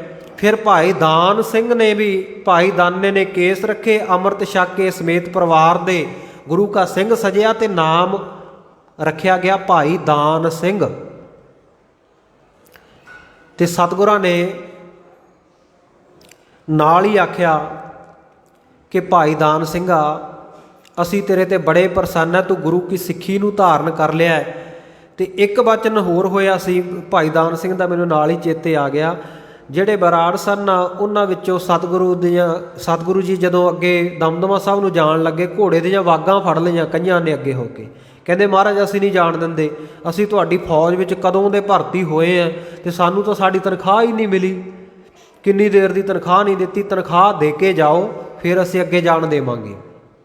ਤਾਂ ਸਤਿਗੁਰੂ ਕਹਿੰਦੇ ਕੋਈ ਨਹੀਂ ਭਾਈ, ਥੋੜ੍ਹਾ ਸਮਾਂ ਉਡੀਕ ਲਓ, ਖਜ਼ਾਨੇ ਮਸਤਾਨੇ ਹੋਏ ਹੈ, ਪਰਮੇਸ਼ਰ ਕਿਰਪਾ ਕਰੇਗਾ, ਤੁਹਾਨੂੰ ਸਾਰਿਆਂ ਨੂੰ ਤੁਹਾਡੀ ਬਣਦੀ ਹੋਈ ਮਾਇਆ ਤੋਂ ਵੀ ਵਧੇਕ ਦੇਵਾਂਗੇ, ਕੋਈ ਫਿਕਰ ਨਾ ਕਰੋ, ਤੁਹਾਡਾ ਹੱਕ ਨਹੀਂ ਰੱਖਦੇ। ਅਤੇ ਉਸ ਵੇਲੇ ਇਹ ਰੌਲਾ ਪਾ ਕੇ ਬੈਠ ਗਏ। ਤਾਂ ਕੁਦਰਤੀ ਇੱਕ ਸਿੱਖ ਕੋਈ ਦੂਰ ਦਰਾਡਿਓਂ ਚੱਲ ਕੇ ਆਇਆ, ਸਤਿਗੁਰੂ ਜੀ ਨੂੰ ਲੱਭਦਾ ਲਭਾਉਂਦਾ ਗੁਰੂ ਘਰ ਦੀ ਭੇਟਾ ਲੈ ਕੇ ਆਇਆ ਸੀ ਕਿ ਗੁਰੂ ਘਰ ਅਰਪਣ ਕਰਨੀ ਹੈ। ਉਹ ਖੱਚਰਾਂ ਦੇ ਉੱਤੇ ਮਾਇਆ ਲੱਦ ਕੇ ਆਇਆ, ਸੋਨੇ ਦੀਆਂ ਮੋਹਰਾਂ ਲੈ ਕੇ ਆਇਆ। ਤਾਂ ਸਤਿਗੁਰੂ ਸੱਚੇ ਪਾਤਸ਼ਾਹ ਜੀ ਨੇ ਕਹਿੰਦੇ ਨੇ ਢਾਲੇ ਭਰ ਭਰ ਕੇ ਫਿਰ ਉਹ ਮੋਹਰਾਂ ਦੇ ਉਹਨਾਂ ਬਰਾੜਾਂ ਨੂੰ ਵਰਤਾਏ। ਅਤੇ ਇਹਨੇ ਭਾਈ ਦਾਨ ਸਿੰਘ ਨੇ ਕਿਹਾ ਸੀ, ਫਿਰ ਕਹਿੰਦਾ ਮਹਾਰਾਜ ਮੈਨੂੰ ਤਨਖਾਹ ਨਹੀਂ ਚਾਹੀਦੀ, ਮੈਨੂੰ ਤੁਹਾਡੀ ਸਿੱਖੀ ਚਾਹੀਦੀ ਹੈ। ਤਾਂ ਫਿਰ ਸਤਿਗੁਰੂ ਨੇ ਬਚਨ ਕੀਤਾ ਸੀ ਕਿ ਜੇ ਸਿੱਖੀ ਚਾਹੀਦੀ ਹੈ ਤੰਬਾਕੂ ਛੱਡ ਦੇ ਅਤੇ ਨਾਲ ਕੇਸ ਸਾਬਤ ਸੂਰਤ ਰੱਖ ਲੈ, ਅੰਮ੍ਰਿਤ ਛਕ ਕੇ ਸਿੰਘ ਸਜ ਜਾ। ਅਤੇ ਇਹ ਅੰਮ੍ਰਿਤ ਛਕ ਕੇ ਸਿੰਘ ਸਜਿਆ ਅਤੇ ਸਤਿਗੁਰੂ ਜੀ ਪ੍ਰਸੰਨ ਹੋਏ ਅਤੇ ਨਾਲ ਹੀ ਬਚਨ ਕੀਤਾ, ਕਹਿੰਦੇ ਭਾਈ ਦਾਨ ਸਿੰਘਾ, ਜਿਵੇਂ ਮਾਝੇ ਦੀ ਡੁੱਬਦੀ ਸਿੱਖੀ ਜਦੋਂ ਬਿਦਾਵਾ ਲਿਖ ਦਿੱਤਾ ਸੀ ਮਝੈਲਾਂ ਨੇ, ਉਸ ਵੇਲੇ ਭਾਈ ਮਹਾਂ ਸਿੰਘ ਨੇ ਕੁਰਬਾਨੀ ਕਰਕੇ ਰੱਖ ਲਈ ਬਿਦਾਵਾ ਪੜਵਾ ਕੇ, ਉਸੇ ਤਰ੍ਹਾਂ ਮਾਲਵੇ ਦੀ ਸਿੱਖੀ, ਮਾਲਵੇ ਵਿੱਚੋਂ ਵੀ ਸਿੱਖੀ ਜਾਂਦੀ ਰਹਿਣੀ ਸੀ, ਪਰ ਦਾਨ ਸਿੰਘਾ ਤੇਰੇ ਤੇ ਗੁਰੂ ਨੇ ਕਿਰਪਾ ਕੀਤੀ, ਬਖਸ਼ਿਸ਼ ਕੀਤੀ, ਮਾਲਵੇ ਦੀ ਸਿੱਖੀ ਦਾ ਰਾਖਾ ਤੂੰ ਹੈ, ਮਾਲਵੇ ਦੀ ਸਿੱਖੀ ਤੂੰ ਰੱਖ ਲਈ ਹੈ, ਨਹੀਂ ਤਾਂ ਮਾਲਵਾ ਵੀ ਖਾਰਜ ਹੋ ਜਾਣਾ ਸੀ ਸਿੱਖੀ ਤੋਂ। ਸੋ ਸਤਿਗੁਰ ਸੱਚੇ ਪਾਤਸ਼ਾਹ ਜੀ ਕੇਸਾਂ ਨੂੰ ਕਿੰਨਾ ਪ੍ਰੇਮ ਕਰਦੇ ਆ। ਅਤੇ ਕਹਿੰਦੇ ਜੇ ਕਦੇ ਕੋਈ ਇੱਦਾਂ ਦਾ ਮਨਮੁਖ ਆ ਜਾਏ ਜਿਹੜਾ ਕਹੇ ਜੀ ਇਹਨਾਂ ਕੇਸਾਂ ਦੀ ਲੋੜ ਕੋਈ ਨਹੀਂ, ਕਿਉਂਕਿ ਬਹੁਤ ਹੁੰਦੇ ਆ, ਉਹ ਐਵੇਂ ਟਿਚਰਾਂ ਜਾਂ ਕਰ ਕਰਕੇ ਕਹਿਣਗੇ ਜੇ ਐਵੇਂ ਆ ਤੂੰ ਫਲਾਣਿਆਂ ਕੇਸ ਰੱਖ ਰੱਖੇ ਆ ਵੀ ਕੇਸਾਂ ਨੂੰ ਕਿਹੜਾ, ਇਹਨਾਂ ਨੂੰ ਕਿਹੜਾ ਬੇਰ ਲੱਗਣੇ ਆ। ਅਤੇ ਉਹਨਾਂ ਨੂੰ ਪੁੱਛੇ ਵੀ ਭਾਈ ਤੂੰ ਅਨਪੜ੍ਹ ਹੈ? ਨਹੀਂ ਜੀ ਮੈਂ ਪੜ੍ਹਿਆ ਲਿਖਿਆ, ਮੈਂ MA ਕੀਤੀ ਆ, ਮੈਂ MSc ਕੀਤੀ ਆ, ਮੈਂ PhD, ਮੈਂ ਫਿਲਾਸਫਰ ਹਾਂ। ਅਤੇ ਫਿਰ ਉਹਨਾਂ ਨੂੰ ਅੱਗੋਂ ਭਾਵਨਾ ਵਾਲਾ ਗੁਰੂ ਕਾ ਸਿੱਖ ਜਵਾਬ ਦੇਵੇ ਵੀ MA ਕਰਕੇ ਵੀ, ਮਾਸਟਰ ਡਿਗਰੀ ਕਰਕੇ ਵੀ, ਇੰਨਾ ਪੜ੍ਹ ਲਿਖ ਕੇ ਵੀ ਤੈਨੂੰ ਇਹ ਗੱਲ ਦਾ ਨਹੀਂ ਪਤਾ ਲੱਗਿਆ ਕਿ ਬੇਰ ਤਾਂ ਬੇਰੀਆਂ 'ਤੇ ਲੱਗਦੇ ਹੁੰਦੇ ਆ, ਇੰਨਾ ਮੂਰਖ ਹੈ ਤੂੰ, ਕੇਸਾਂ ਦਾੜੀ ਨੂੰ, ਕੇਸ ਦਾੜੀ ਨੂੰ ਬੇਰ ਲਾਈ ਜਾਂਦਾ। ਕਹਿਣਗੇ ਕੇਸ ਦਾੜੀ ਨੂੰ, ਇਹਨੂੰ ਕਿਹੜਾ ਬੇਰ ਲੱਗਣੇ ਆ, ਇਹਨੂੰ ਕਿਹੜਾ ਅੰਗੂਰ ਲੱਗਣੇ ਆ, ਵੀ ਦੱਸ ਇੰਨਾ ਵੱਡਾ ਨੱਕ ਤੇਰਾ ਉੱਚਾ, ਚਿਹਰੇ ਤੋਂ ਉੱਚਾ ਉੱਠਿਆ, ਇਹਨੂੰ ਦੱਸ ਮਤੀਰੇ ਲੱਗਣੇ, ਇਹਨੂੰ ਖਰਬੂਜੇ ਲੱਗਣੇ ਆ, ਇਹਨੂੰ ਕਿਉਂ ਨਹੀਂ ਵੱਢ ਕੇ ਸੁੱਟ ਦਿੰਦਾ? ਤੇਰੇ ਸਰੀਰ ਦੇ ਹੋਰ ਅੰਗ ਹੈ, ਉਹਨਾਂ ਨੂੰ ਕਿਉਂ ਨਹੀਂ ਕੱਟ ਵੱਢ ਕੇ ਸੁੱਟ ਦਿੰਦਾ? ਉਹਨਾਂ ਨੂੰ ਕੀ ਲੱਗਣਾ ਜੇ ਕੇਸਾਂ ਨੂੰ ਬੇਰ ਨਹੀਂ ਲੱਗਣੇ? ਗੁਰੂ ਕੇ ਪਿਆਰੋ, ਇੱਦਾਂ ਦਾ ਜੇ ਕੋਈ ਮਿਲ ਜੇ ਮਨ ਦੇ ਵਿੱਚ ਭਾਵਨਾ ਰੱਖਿਓ, ਇਹਨਾਂ ਕੇਸਾਂ ਨੂੰ ਗੁਰੂ ਕੀ ਸਿੱਖੀ ਲੱਗਣੀ ਹੈ, ਭਾਵਨਾ ਦਾ ਫਲ ਲੱਗਣਾ ਹੈ, ਸਿਦਕ ਦਾ ਫਲ ਲੱਗਣਾ ਹੈ। ਸੋ ਸਤਿਗੁਰੂ ਜੀ ਕਹਿੰਦੇ ਜਿਹੜਾ ਤੁਸੀਂ ਮੁਕਤ ਬਖਸ਼ਿਸ਼ ਕੀਤਾ ਹੈ, ਇਉਂ ਅਰਦਾਸ ਕਰੇ ਗੁਰੂ ਕਾ ਸਿੱਖ। ਜੋ ਅਕਾਲ ਪੁਰਖ ਵਾਹਿਗੁਰੂ ਨੇ, ਕਿਉਂਕਿ ਅਕਾਲ ਪੁਰਖ ਵਾਹਿਗੁਰੂ ਦੇ ਸਰੂਪ ਦਾ ਜਦੋਂ ਗੁਰਬਾਣੀ ਵਿੱਚ ਵਰਣਨ ਆਇਆ ਨਾ, ਉੱਥੇ ਭਗਤ ਕਬੀਰ ਜੀ ਵੀ ਕਹਿੰਦੇ ਆ, ਕਬੀਰ ਕੇਸੋ ਕੇਸੋ ਕੂਕੀਐ ਨਾ ਸੋਈਐ ਅਸਾਰ। ਕੇਸੋ ਕਹਿੰਦੇ ਆ ਕੇਸਵ ਨੂੰ, ਕੇਸਵ ਕੇਸਾ ਧਾਰੀ, ਉਹ ਵਾਹਿਗੁਰੂ ਪਰਮੇਸ਼ਰ ਵੀ ਕੇਸਾਂ ਸਮੇਤ ਹੈ। ਔਰ ਅੱਜ ਤੱਕ ਦੁਨੀਆ ਦੇ ਇਤਿਹਾਸ ਵਿੱਚ ਵੇਖ ਲਓ, ਜਿੰਨੇ ਵੀ ਸਾਧੂ ਮਹਾਤਮਾ ਸੰਤ ਪੀਰ ਪੈਗੰਬਰ ਔਲੀਏ ਅਵਤਾਰ ਧਰਮਾਂ ਦੇ ਮੁਖੀ ਰਿਸ਼ੀ ਮੁਨੀ ਹੋਏ ਆ ਨਾ, ਇੱਕ ਵੀ ਕੇਸਾਂ ਤੋਂ ਬਿਨਾਂ ਨਹੀਂ ਹੋਇਆ, ਸਾਰੇ ਸਾਬਤ ਸੂਰਤ ਹੋਏ ਆ। ਚਾਹੇ ਈਸਾ ਜੀ ਨੂੰ ਵੇਖ ਲਓ, ਭਗਵਾਨ ਰਾਮਚੰਦਰ ਜੀ ਨੂੰ ਵੇਖ ਲਓ, ਕ੍ਰਿਸ਼ਨ ਜੀ ਨੂੰ ਵੇਖ ਲਓ, ਵਿਆਸਾ ਰਿਸ਼ੀ ਨੂੰ ਵੇਖ ਲਓ, ਕਿਸੇ ਨੂੰ ਵੇਖ ਲਓ, ਸਾਰੇ ਕੇਸਾਂ ਧਾਰੀ, ਸਾਰਿਆਂ ਨੇ ਸਾਬਤ ਸੂਰਤ ਰੱਖੀ। ਕਿਉਂਕਿ ਸਾਰੇ ਜਾਣਦੇ ਆ ਆਤਮਦਰਸ਼ੀ ਮਹਾਤਮਾ ਕਿ ਉਹ ਵਾਹਿਗੁਰੂ ਪਰਮੇਸ਼ਰ ਜਿਵੇਂ ਉਹਨੇ ਜਿਵੇਂ ਦਾ ਮਨੁੱਖ ਨੂੰ ਪੈਦਾ ਕੀਤਾ, ਉਸੇ ਤਰ੍ਹਾਂ ਜੈਸੀ ਉਪਜੀ ਪੇੜ ਤੇ ਜੋ ਤੈਸੀ ਨਿਭ ਹੈ ਓੜ, ਉਸੇ ਤਰ੍ਹਾਂ ਨਿਭ ਜਾਵੇ, ਉਸੇ ਤਰ੍ਹਾਂ ਸਾਬਤ ਸੂਰਤ ਰੱਖੇ ਗੁਰੂ ਕਾ ਸਿੱਖ। ਅਤੇ ਉਹ ਅਕਾਲ ਪੁਰਖ ਵਾਹਿਗੁਰੂ ਦੀ, ਉਸ ਕੇਸਵ ਦੀ, ਕੇਸਾ ਧਾਰੀ ਵਾਹਿਗੁਰੂ ਦੀ ਖੁਸ਼ੀ ਪ੍ਰਾਪਤ ਹੁੰਦੀ ਹੈ। ਇਸ ਕਰਕੇ ਸਾਹਿਬ ਜੀ ਨੇ 5 ਕਕਾਰਾਂ ਦੇ ਵਿੱਚ ਸਭ ਤੋਂ ਪਹਿਲਾਂ ਕੇਸਾਂ ਨੂੰ ਰੱਖਿਆ, ਕੇਸਾਂ ਨੂੰ ਜ਼ਰੂਰੀ ਕਰਾਰ ਦੇ ਦਿੱਤਾ ਕਿ ਇਹ ਧਾਰਨ ਕਰਨੇ ਹੀ ਕਰਨੇ ਆ। ਇਹ ਨਹੀਂ ਵੀ ਸਿੱਖ ਦੀ ਮਰਜ਼ੀ ਆ, ਰੱਖਣੇ ਆ ਰੱਖ ਲੈ, ਨਹੀਂ ਰੱਖਣੇ ਨਾ ਰੱਖੇ, ਨਹੀਂ। ਸਤਿਗੁਰਾਂ ਨੇ ਤਾਕੀਦ ਕੀਤੀ, ਨਿਸ਼ਾਨੇ ਸਿੱਖੀ 5 ਹਰਫ ਅਸਤ ਕਾਫ। ਕਹਿੰਦੇ ਇਹ ਜਿਹੜੇ 5 ਕੱਕੇ ਆ, 5 ਕਕਾਰ ਹੈ, ਇਹ ਸਿੱਖ ਦੀ ਸਿੱਖੀ ਦੀ ਨਿਸ਼ਾਨੀ ਹੈ। ਹਰਗਿਜ਼ ਨਾ ਬਾਸ਼ਦ ਅਜ਼ੀਂ 5 ਮੁਆਫ, ਕਹਿੰਦੇ ਹਰਗਿਜ਼ ਬਿਲਕੁਲ ਵੀ ਇਹਨਾਂ 'ਚੋਂ ਇੱਕ ਵੀ ਮਾਫ ਨਹੀਂ ਕੀਤਾ ਜਾ ਸਕਦਾ 5 ਦੇ ਵਿੱਚੋਂ। ਕੱਛ ਕੜਾ ਕਾਰ ਦੋ ਕੰਗੇ ਬਿਦਾ ਬਿਲਾ ਕੇਸ ਹੇਤ ਅਸਤ ਜੁਮਲੇ ਨਿਸ਼ਾਨ। ਭਾਈ ਨੰਦ ਲਾਲ ਜੀ ਦੀ ਬਾਣੀ ਹੈ ਇਹ, ਰਹਿਤਨਾਮੇ ਲਿਖੇ ਆ ਉਹਨਾਂ ਨੇ ਸਤਿਗੁਰਾਂ ਦੇ ਬਚਨਾਂ ਦੇ। ਕਹਿੰਦੇ ਇਹਨਾਂ ਵਿੱਚੋਂ ਇੱਕ ਵੀ ਮਾਫ ਨਹੀਂ। ਇੱਥੋਂ ਤੱਕ ਕਿ ਕਹਿੰਦੇ ਹੁੱਕਾ ਹਜਾਮਤ ਹਲਾਲੋ ਹਰਾਮ ਬਾਰਿਸ਼ ਨਾ ਕਰਦਰੂ ਸ਼ਿਆ ਫਾਮ। ਗੁਰੂ ਕੇ ਸਿੱਖ ਨੇ ਇਹਨਾਂ ਕੇਸਾਂ ਨੂੰ ਰੰਗਣਾ ਵੀ ਨਹੀਂ, ਰੰਗ ਨਹੀਂ ਚਾੜਨਾ, ਡਾਈ ਨਹੀਂ ਕਰਨੇ, ਰੰਗ ਨਹੀਂ ਲਾਉਣਾ, ਚਿੱਟਿਆਂ ਤੋਂ ਕਾਲੇ ਨਹੀਂ ਕਰਨੇ। ਔਰ ਇੱਕ ਹੋਰ ਉਦਾਹਰਨ ਦਿਆਂ ਇਤਿਹਾਸ ਵਿੱਚੋਂ, ਅਕਾਲੀ ਫੂਲਾ ਸਿੰਘ ਜੀ ਜਥੇਦਾਰ ਸਾਰਿਆਂ ਨੇ ਨਾਮ ਸੁਣਿਆ, ਬੜੀ ਚੜ੍ਹਦੀ ਕਲਾ ਵਾਲੇ ਕੌਮ ਦੇ ਜਥੇਦਾਰ ਹੋਏ ਹੈ ਸ਼ੇਰੇ ਪੰਜਾਬ ਮਹਾਰਾਜਾ ਰਣਜੀਤ ਸਿੰਘ ਦੇ ਰਾਜ ਕਾਲ ਦੇ ਵੇਲੇ। ਔਰ ਉਸ ਵੇਲੇ ਅਕਾਲ ਤਖਤ ਸਾਹਿਬ ਦੇ ਜਥੇਦਾਰ ਦੀ ਜੁਰਤ ਵੀ ਦੇਖੋਗੇ ਤੁਸੀਂ ਇਹ ਸਾਖੀ ਦੇ ਵਿੱਚ। ਤੇ ਦੁਨਿਆਵੀ ਤੌਰ ਤੇ ਸਿੱਖ ਕੌਮ ਦਾ ਰਾਜਨੀਤਿਕ ਤੌਰ ਤੇ ਜਿਹੜਾ ਨੁਮਾਇੰਦਾ ਉਹ ਕਿਵੇਂ ਉਹਨਾਂ ਦੇ ਭਾਵਨਾ ਰੱਖਦਾ ਅਕਾਲ ਤਖਤ ਸਾਹਿਬ ਦੇ ਉੱਤੇ। ਕਹਿੰਦੇ ਇੱਕ ਵਾਰ ਨਾ ਇਹਨੇ ਕੀ ਕੀਤਾ, ਮਹਾਰਾਜਾ ਰਣਜੀਤ ਸਿੰਘ ਨੇ, ਕਹਿੰਦੇ ਇਹ ਨਾਚ ਦੇਖਣ ਚਲਿਆ ਗਿਆ, ਮੋਰਾ ਨਾਚੀ ਦਾ ਨਾਚ ਕਰਵਾਇਆ ਇਹਨੇ। ਤੇ ਨਾਲ ਹੋਰ ਕੀਤਾ ਇਹਨੇ, ਆਪਣੇ ਜਿਹੜੇ ਚਿੱਟਾ ਦਾੜਾ ਸੀ ਨਾ ਉਹਨੂੰ ਕਾਲਾ ਕਰ ਲਿਆ, ਰੰਗ ਦੇ ਕੇ ਦਾੜਾ ਕਾਲਾ ਕਰ ਲਿਆ। ਤੇ ਉਸ ਵੇਲੇ ਜਦੋਂ ਸ਼ੇਰੇ ਪੰਜਾਬ ਦੀ ਇਸ ਕਰਤੂਤ ਦਾ ਜਥੇਦਾਰ ਸ਼੍ਰੀ ਅਕਾਲ ਤਖਤ ਸਾਹਿਬ ਅਕਾਲੀ ਫੂਲਾ ਸਿੰਘ ਨੂੰ ਪਤਾ ਲੱਗਿਆ ਤਾਂ ਉਹਨਾਂ ਨੇ ਸੁਨੇਹਾ ਭੇਜਿਆ ਇਹਦੇ ਕੋਲ, ਮਹਾਰਾਜਾ ਰਣਜੀਤ ਸਿੰਘ ਕੋਲੇ। ਕਿਉਂਕਿ ਮਹਾਰਾਜਾ ਰਣਜੀਤ ਸਿੰਘ ਦੀ ਇੱਕ ਅੱਖ ਨਾ ਬਚਪਨ ਦੇ ਵਿੱਚ ਛੋਟੇ ਹੁੰਦਿਆਂ ਚੇਚਕ ਦੇ ਕਾਰਨ ਚਲੇ ਗਈ ਸੀ, ਇੱਕੋ ਹੀ ਅੱਖ ਸੀ। ਤੇ ਇੱਕ ਅੱਖ ਵਾਲੇ ਨੂੰ ਆਪਾਂ ਆਮ ਸਿੱਧੇ ਸਾਦੇ ਲਫ਼ਜ਼ਾਂ ਦੇ ਵਿੱਚ ਕਾਣਾ ਕਹਿ ਦਿੰਦੇ ਆ। ਤੇ ਜਿਹੜਾ ਗੁਰਮਤ ਦਾ ਬੋਲਾ, ਨਿਹੰਗ ਸਿੰਘਾਂ ਦਾ, ਖਾਲਸੇ ਦਾ ਬੋਲਾ, ਉਹਦੇ ਵਿੱਚ ਕਹਿੰਦੇ ਆ ਲੱਖ ਨੇਤਰਾ। ਕਾਣਾ ਕਹਿ ਕੇ ਕਿਸੇ ਦਾ ਮਨ ਨਹੀਂ ਦੁਖਾਇਆ ਜਾਂਦਾ, ਕਹਿੰਦੇ ਲੱਖ ਨੇਤਰਾ। ਸੋ ਮਹਾਰਾਜਾ ਰਣਜੀਤ ਸਿੰਘ ਲੱਖ ਨੇਤਰਾ ਸੀ। ਤੇ ਅਕਾਲੀ ਫੂਲਾ ਸਿੰਘ ਨੇ ਫਿਰ ਸੁਨੇਹਾ ਭੇਜਿਆ, ਮੈਸੇਜ ਕਨਵੇ ਕਰਵਾਇਆ ਇਹਦੇ ਕੋਲ।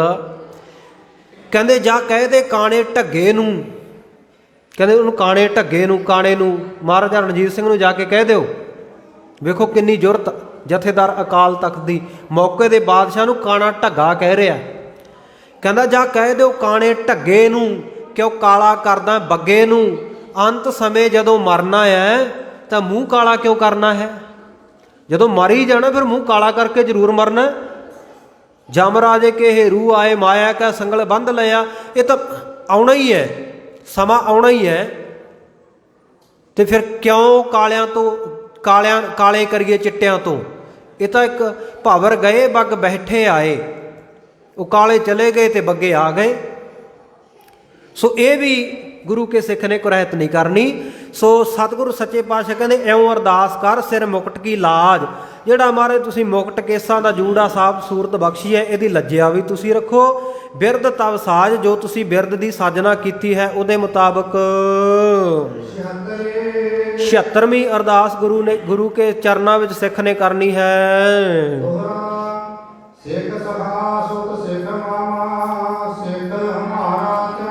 ਕਹਿੰਦੇ ਰਹਿਤ ਬਹਿਤ ਵਿੱਚ ਜਿਹੜਾ ਤਿਆਰ ਬਰ ਤਿਆਰ ਗੁਰੂ ਕਾ ਸਿੱਖ ਹੈ, ਸਤਿਗੁਰੂ ਜੀ ਕਹਿੰਦੇ ਉਹ ਮੇਰਾ ਸਖਾ ਹੈ, ਉਹ ਮੇਰਾ ਮਿੱਤਰ ਹੈ। ਸੁਤ ਸਿੱਖ ਮਮ, ਉਹ ਮੇਰਾ ਪੁੱਤਰ ਹੈ। ਤੇ ਸਿੱਖ ਹਮਾਰਾ ਧਿਆਨ, ਤੇ ਮੈਨੂੰ ਸਿੱਖ ਦਾ ਹੀ ਧਿਆਨ ਰਹਿੰਦਾ ਹੈ। ਜਿਵੇਂ ਗੁਰੂ ਕਾ ਸਿੱਖ ਮੇਰਾ ਧਿਆਨ ਧਰਦਾ, ਮੈਂ ਤਿਆਰ ਬਾਰ ਤਿਆਰ ਸਿੱਖਾਂ ਦਾ ਧਿਆਨ ਧਰਦਾ ਹਾਂ। ਖਾਲਸਾ ਮੇਰੋ ਰੂਪ ਹੈ ਖਾਸ, ਖਾਲਸੇ ਮੈਂ ਹਾਂ ਕਰੋ ਨਿਵਾਸ। ਖਾਲਸਾ ਮੇਰੋ ਮੁਖ ਹੈ ਅੰਗਾ, ਹਉ ਖਾਲਸੇ ਕੇ ਸਤ ਸਤ ਸੰਗਾ। ਖਾਲਸਾ ਮੇਰੀ ਜਾਨ ਕੀ ਜਾਨ, ਖਾਲਸਾ ਮੇਰੋ ਪਿੰਡ ਪ੍ਰਾਨ। ਕਿੰਨਾ ਪਿਆਰ ਕਰਦੇ ਆ ਸਤਿਗੁਰੂ ਜੀ ਸਿੱਖਾਂ ਨੂੰ। ਸੋ ਸਤਿਗੁਰ ਸੱਚੇ ਪਾਤਸ਼ਾਹ ਕਹਿੰਦੇ ਸਿੱਖ ਮੇਰਾ ਸਖਾ ਹੈ, ਮੇਰਾ ਮਿੱਤਰ ਹੈ, ਸਿੱਖ ਮੇਰਾ ਪੁੱਤਰ ਹੈ, ਤੇ ਸਿੱਖ ਦੇ ਵਿੱਚ ਹੀ ਮੇਰਾ ਧਿਆਨ ਹੈ।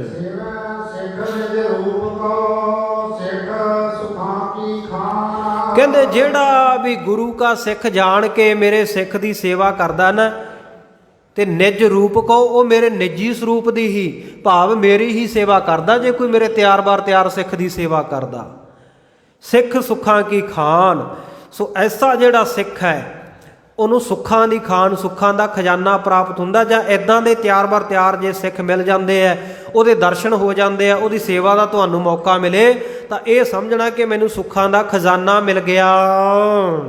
ਸੁਨੋ ਬਿਸੰਬਰ ਕੌਡੀਆਂ ਨਿਤ ਗੁਰੂ ਹਿਤ ਪਾਂਚ। ਧਨ ਹੋਵੇ ਬਖਸ਼ਾ ਸਕਲ ਸੁਖ ਸੰਪਤ ਰਤ ਰਾਜ। ਸਤਿਗੁਰੂ ਜੀ ਕਹਿੰਦੇ ਵਿਸ਼ੰਬਰ ਦਾਸ ਸਿੱਖਾ ਸੁਣ ਲੈ। ਕਹਿੰਦੇ ਗੁਰੂ ਦੇ ਹਿੱਤ, ਗੁਰੂ ਦੇ ਵਾਸਤੇ ਰੋਜ਼ਾਨਾ ਆਪਣੀ ਕਮਾਈ ਵਿੱਚੋਂ ਦਸਵੰਧ ਕੱਢਣਾ, ਇਹ ਵੀ ਗੁਰੂ ਕੇ ਸਿੱਖ ਦਾ ਕਰਮ ਹੈ, ਜ਼ਰੂਰੀ ਹੈ। ਜਿੰਨਾ ਉਹ ਕਮਾਉਂਦਾ ਹੈ ਉਹਦੇ ਵਿੱਚੋਂ ਜੋ ਉਹਨੂੰ ਬਚਤ ਹੁੰਦੀ ਹੈ, ਸਾਰੀ ਆਈ ਗਈ ਚਲਾ ਕੇ ਉਹਦੇ ਵਿੱਚੋਂ 10ਵਾਂ ਹਿੱਸਾ ਗੁਰੂ ਨਿਮਿੱਤ ਕੱਢਣਾ। ਤੇ ਕਹਿੰਦੇ ਜੋ ਕੋਈ ਬਹੁਤਾ ਹੀ ਗਰੀਬ ਸਿੱਖ ਹੈ, ਬਹੁਤਾ ਨਹੀਂ ਕੱਢ ਸਕਦਾ, ਤਾਂ ਉਹਨਾਂ ਸਮਿਆਂ ਦੇ ਵਿੱਚ ਨਾ ਕੌਡੀਆਂ ਟਕੇ ਇਤਿਆਦਿਕ ਮਾਇਆ ਚੱਲਦੀ ਹੁੰਦੀ ਸੀ। ਤਾਂ ਸਤਿਗੁਰੂ ਕਹਿੰਦੇ ਗੁਰੂ ਕਾ ਹਰ ਇੱਕ ਸਿੱਖ ਘੱਟੋ ਘੱਟ 5 ਕੌਡੀਆਂ ਗੁਰੂ ਨਿਮਿੱਤ ਰੋਜ਼ਾਨਾ ਕੱਢੇ। ਪ੍ਰਾਪਤੀ ਕੀ ਹੋਵੇਗੀ? ਕਹਿੰਦੇ ਧਨ ਹੋਵੇ ਬਖਸ਼ਾ ਸਕਲ ਸੁਖ ਸੰਪਤ ਰਤ ਰਾਂਚ। ਕਹਿੰਦੇ ਫਿਰ ਬਹੁਤੇ ਧਨ ਦੀ, ਬਹੁਤੇ ਵੱਡੇ ਖਜ਼ਾਨੇ ਦੀ ਗੁਰੂ ਬਖਸ਼ਿਸ਼ ਕਰਦਾ ਜਿਹੜਾ ਗੁਰੂ ਕਾ ਸਿੱਖ ਦਸਵੰਧ ਕੱਢਦਾ ਹੈ। ਤੇ ਸੁਖ ਸੰਪਤ ਰਤ ਰਾਂਚ, ਸੁੱਖਾਂ ਦੀ ਸੰਪਤੀ ਜਾਇਦਾਦ ਉਹਨੂੰ ਪ੍ਰਾਪਤ ਹੁੰਦੀ ਆ, ਭਾਵ ਬਹੁਤੇ ਸੁੱਖ ਮਿਲਦੇ ਆ। ਤੇ ਰਤ ਰਾਂਚ, ਰਤੀ ਨਾਮ ਹੈ ਪ੍ਰੇਮ ਦਾ। ਜਿਵੇਂ ਆਪਾਂ ਸਵਈਆਂ ਵਿੱਚ ਵੀ ਪੜ੍ਹਦੇ ਆ ਨਾ, ਏਕ ਰਤੀ ਬਿਨ ਏਕ ਰੱਤੀ ਕੇ। ਪਹਿਲਾ ਪਾਠ ਰਤੀ ਪੋਲਾ ਬੋਲਣਾ, ਦੂਸਰਾ ਜਿਹੜਾ ਰਾਰੇ ਤੇ ਅਧਕ ਲਾ ਕੇ ਰੱਤੀ ਕੇ। ਉਹ ਰੱਤੀ ਹੈ ਜਿਹੜਾ ਤੋਲ ਦਾ ਇੱਕ ਇਕਾਈ ਹੁੰਦੀ ਹੈ ਨਾ, ਬਿਲਕੁਲ ਛੋਟੀ। ਰੱਤੀਆਂ, ਤੋਲਿਆਂ, ਮਾਸ਼ਿਆਂ ਦੇ ਨਾਲ ਤੋਲੀਆਂ ਜਾਂਦੀਆਂ ਵਸਤੂਆਂ ਜਿਹੜੀਆਂ ਬਹੁਤੀਆਂ ਮਹਿੰਗੀਆਂ ਹੁੰਦੀਆਂ, ਕਿਉਂਕਿ ਉਹ ਥੋੜ੍ਹੀ ਵਸਤੂ ਬਹੁਤ ਮਹਿੰਗੀ ਹੋ ਜਾਂਦੀ ਹੈ। ਖਾਸ ਕਰਕੇ ਹੀਰੇ ਜਵਾਹਰਾਤਾਂ ਵਾਲੇ ਜਾਂ ਸੁਨਿਆਰਿਆਂ ਦੇ ਕੋਲ ਉਹ ਹੁੰਦੀਆਂ ਰੱਤੀਆਂ। ਸੋਨੇ ਦਾ ਤੋਲ ਐਨ ਪੂਰਾ ਪੂਰਾ ਜਦੋਂ ਤੋਲਣਾ, ਤੇ ਰੱਤੀ ਮਾਤਰ ਵੀ ਆਪਾਂ ਕਹਿੰਦੇ ਹਾਂ ਘੱਟ ਨਾ ਹੋਵੇ, ਤੇ ਰੱਤੀਆਂ ਦੇ ਨਾਲ ਤੋਲਿਆ ਜਾਂਦਾ ਹੈ। ਰੱਤੀਆਂ ਇੱਕ ਦਰਖਤ ਦੇ ਉੱਤੇ ਛੋਟੀਆਂ ਛੋਟੀਆਂ ਲਾਲ ਤੇ ਕਾਲੇ ਰੰਗਾਂ ਦੀਆਂ ਲੱਗਦੀਆਂ ਹੁੰਦੀਆਂ, ਤੁਹਾਡੇ ਵਿੱਚ ਬਹੁਤਿਆਂ ਨੇ ਵੇਖੀਆਂ ਹੋਣਗੀਆਂ।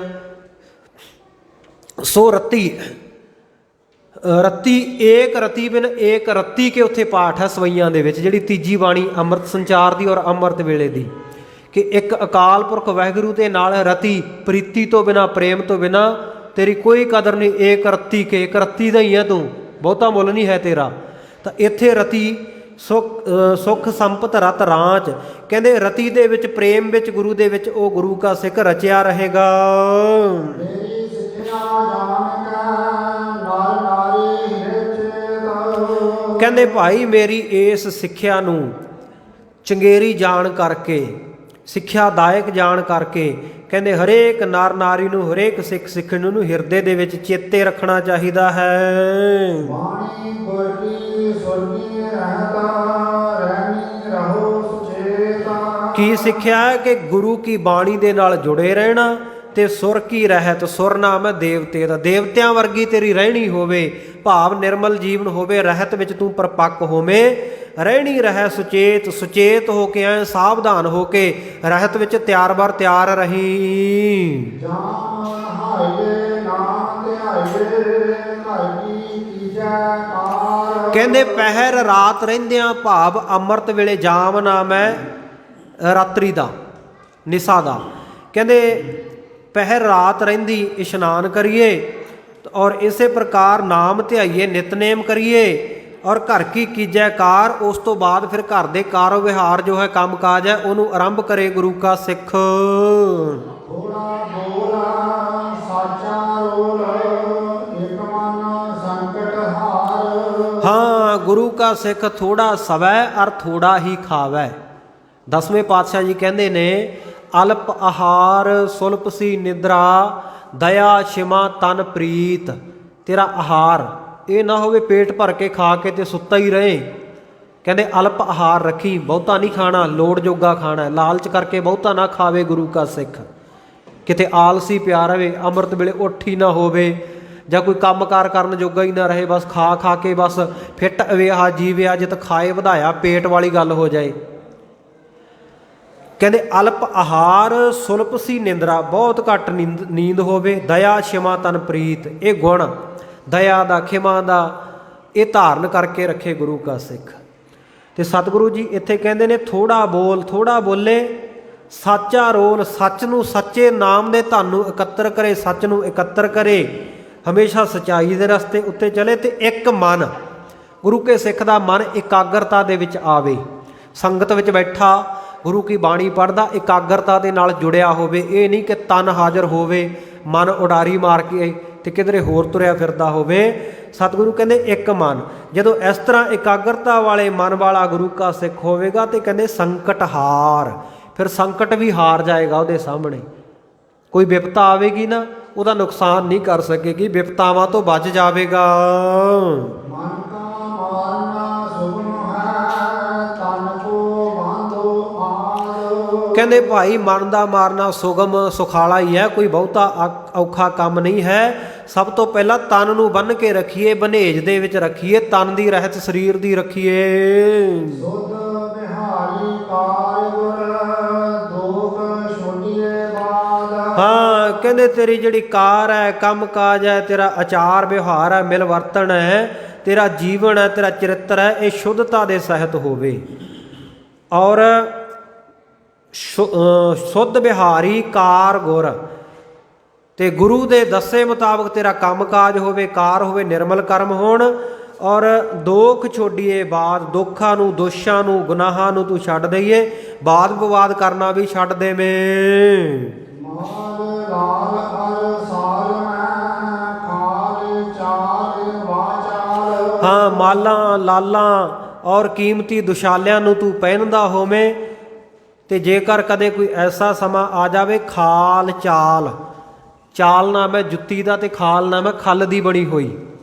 ਕਹਿੰਦੇ ਖੱਲੜੇ ਦੀ ਬਣੀ ਹੋਈ, ਖੱਲ ਦੀ ਬਣੀ ਹੋਈ ਜਿਹੜੀ ਤੇਰੀ ਜੁੱਤੀ ਪਹਿਨੀ ਹੋਵੇ, ਵਾਹ ਚਾਲ, ਉਹਦੇ ਨਾਲ ਸਿੱਧਾ ਨਾ ਤੁਰਿਆ ਜਾ, ਵਾਹ ਚਾਲ ਭੈੜੀ ਚਾਲ ਹੋਵੇ, ਭਾਵ ਟੁੱਟੀ ਹੋਈ ਜੁੱਤੀ ਵੀ ਤੈਨੂੰ ਪਹਿਨਣੀ ਪੈ ਜਾਵੇ। ਐਦਾਂ ਦਾ ਕਦੇ ਕੋਈ ਤੇਰੇ ਤੇ ਗਰੀਬੀ ਦਾ ਸਮਾਂ ਆ ਜਾਵੇ। ਸਿਦਕ ਗੁਰੂ ਕਾ ਐਨ ਢਿਗ ਇਹੀ ਸਿੱਖ ਕਾ ਸਵਾਲ। ਕਹਿੰਦੇ ਪਰ ਗੁਰੂ ਕਾ ਸਿੱਖ ਐਨ ਸਿਦਕ ਦੇ ਉੱਤੇ ਪੱਕਾ ਰਹੇ, ਸਿਦਕ ਤੋਂ ਨਾ ਡਿੱਗੇ, ਇਹੀ ਸਿੱਖ ਕਾ ਸਵਾਲ, ਇਹੀ ਹਰ ਇੱਕ ਸਿੱਖ ਦਾ ਸਵਾਲ ਹੋਣਾ ਚਾਹੀਦਾ, ਇਹੀ ਅਰਦਾਸ ਹੋਣੀ ਚਾਹੀਦੀ ਹੈ ਗੁਰੂ ਚਰਨਾਂ ਵਿੱਚ। ਮਹਾਰਾਜ ਰੁੱਖੋ ਭੋਜਨ ਭੂਮ ਸੈਨ ਸਖੀ, ਪ੍ਰਿਆ ਸੰਗ ਸੂਖ ਬਿਹਾਤ। ਜੇ ਗਰੀਬੀ ਦਾ ਸਮਾਂ ਵੀ ਆ ਜਾਵੇ, ਲਾਚਾਰੀ ਦਾ ਸਮਾਂ ਵੀ ਆ ਜਾਵੇ, ਫਿਰ ਵੀ ਤੇਰੇ ਸਿੱਖੀ ਸਿਦਕ ਤੋਂ ਨਾ ਡੋਲਾਂ।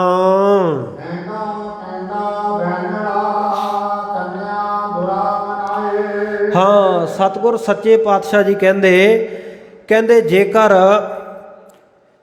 ਕੋਈ ਇੱਦਾਂ ਦਾ ਤੇਰੇ ਕੋਈ ਐਬ ਆ ਜਾਵੇ ਨਾ, ਕੋਈ ਮਨ ਦੇ ਵਿੱਚ ਐਂਡਾ ਕੈਂਡਾ ਬੈਨੜਾ, ਐਂਠ ਵਾਲਾ ਜਿਹੜਾ ਆਕੜ ਵਾਲਾ, ਕੈਂਡਾ ਕਹਿੰਦੇ ਕਠੋਰ, ਕੰਡੇ ਵੱਤ ਚੁਭਣ ਵਾਲਾ, ਤੇ ਬੈਨੜਾ ਕਹਿੰਦੇ ਕਠੋਰ ਵਾਕ ਬੋਲਣ ਵਾਲਾ, ਇੱਦਾਂ ਦਾ ਕਿਸੇ ਦਾ ਸੁਭਾਅ ਹੋਵੇ, ਇੱਦਾਂ ਦੀਆਂ ਕੁਰੀਤੀਆਂ ਜਿਹਦੇ ਵਿੱਚ ਹੋਣ। ਔਰ ਕੰਨਿਆ ਬੁਰਾ ਮਨਾਏ, ਜਿਹੜਾ ਕੰਨਿਆ ਦਾ, ਬੇਟੀ ਦਾ ਬੁਰਾ ਸੋਚਦਾ ਹੋਵੇ, ਚੰਗਾ ਨਾ ਸੋਚਦਾ ਹੋਵੇ।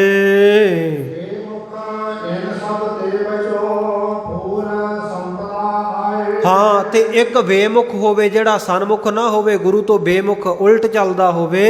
ਇੱਦਾਂ ਦੇ ਜਿਹੜੇ ਸਾਰੇ ਆ ਕਹਿੰਦੇ ਇਨ ਸਭ ਤੇ ਬਚੋ, ਫੂਲ ਸੰਪਦਾ ਆਏ, ਇਹਨਾਂ ਦੀ ਮਾੜੀ ਕੁਸੰਗਤ ਤੋਂ ਬਚ ਜਾ। ਤੇਰੇ ਘਰ ਦੇ ਵਿੱਚ ਜਿਹੜੀ ਸੰਪਦਾ ਹੈ, ਧਨ ਪਦਾਰਥ ਹੈ, ਉਹ ਫੂਲ ਭਾਵ ਪ੍ਰਫੁੱਲਤ ਹੋ ਜਾਏਗਾ, ਬਹੁਤਾ ਆ ਜਾਵੇਗਾ।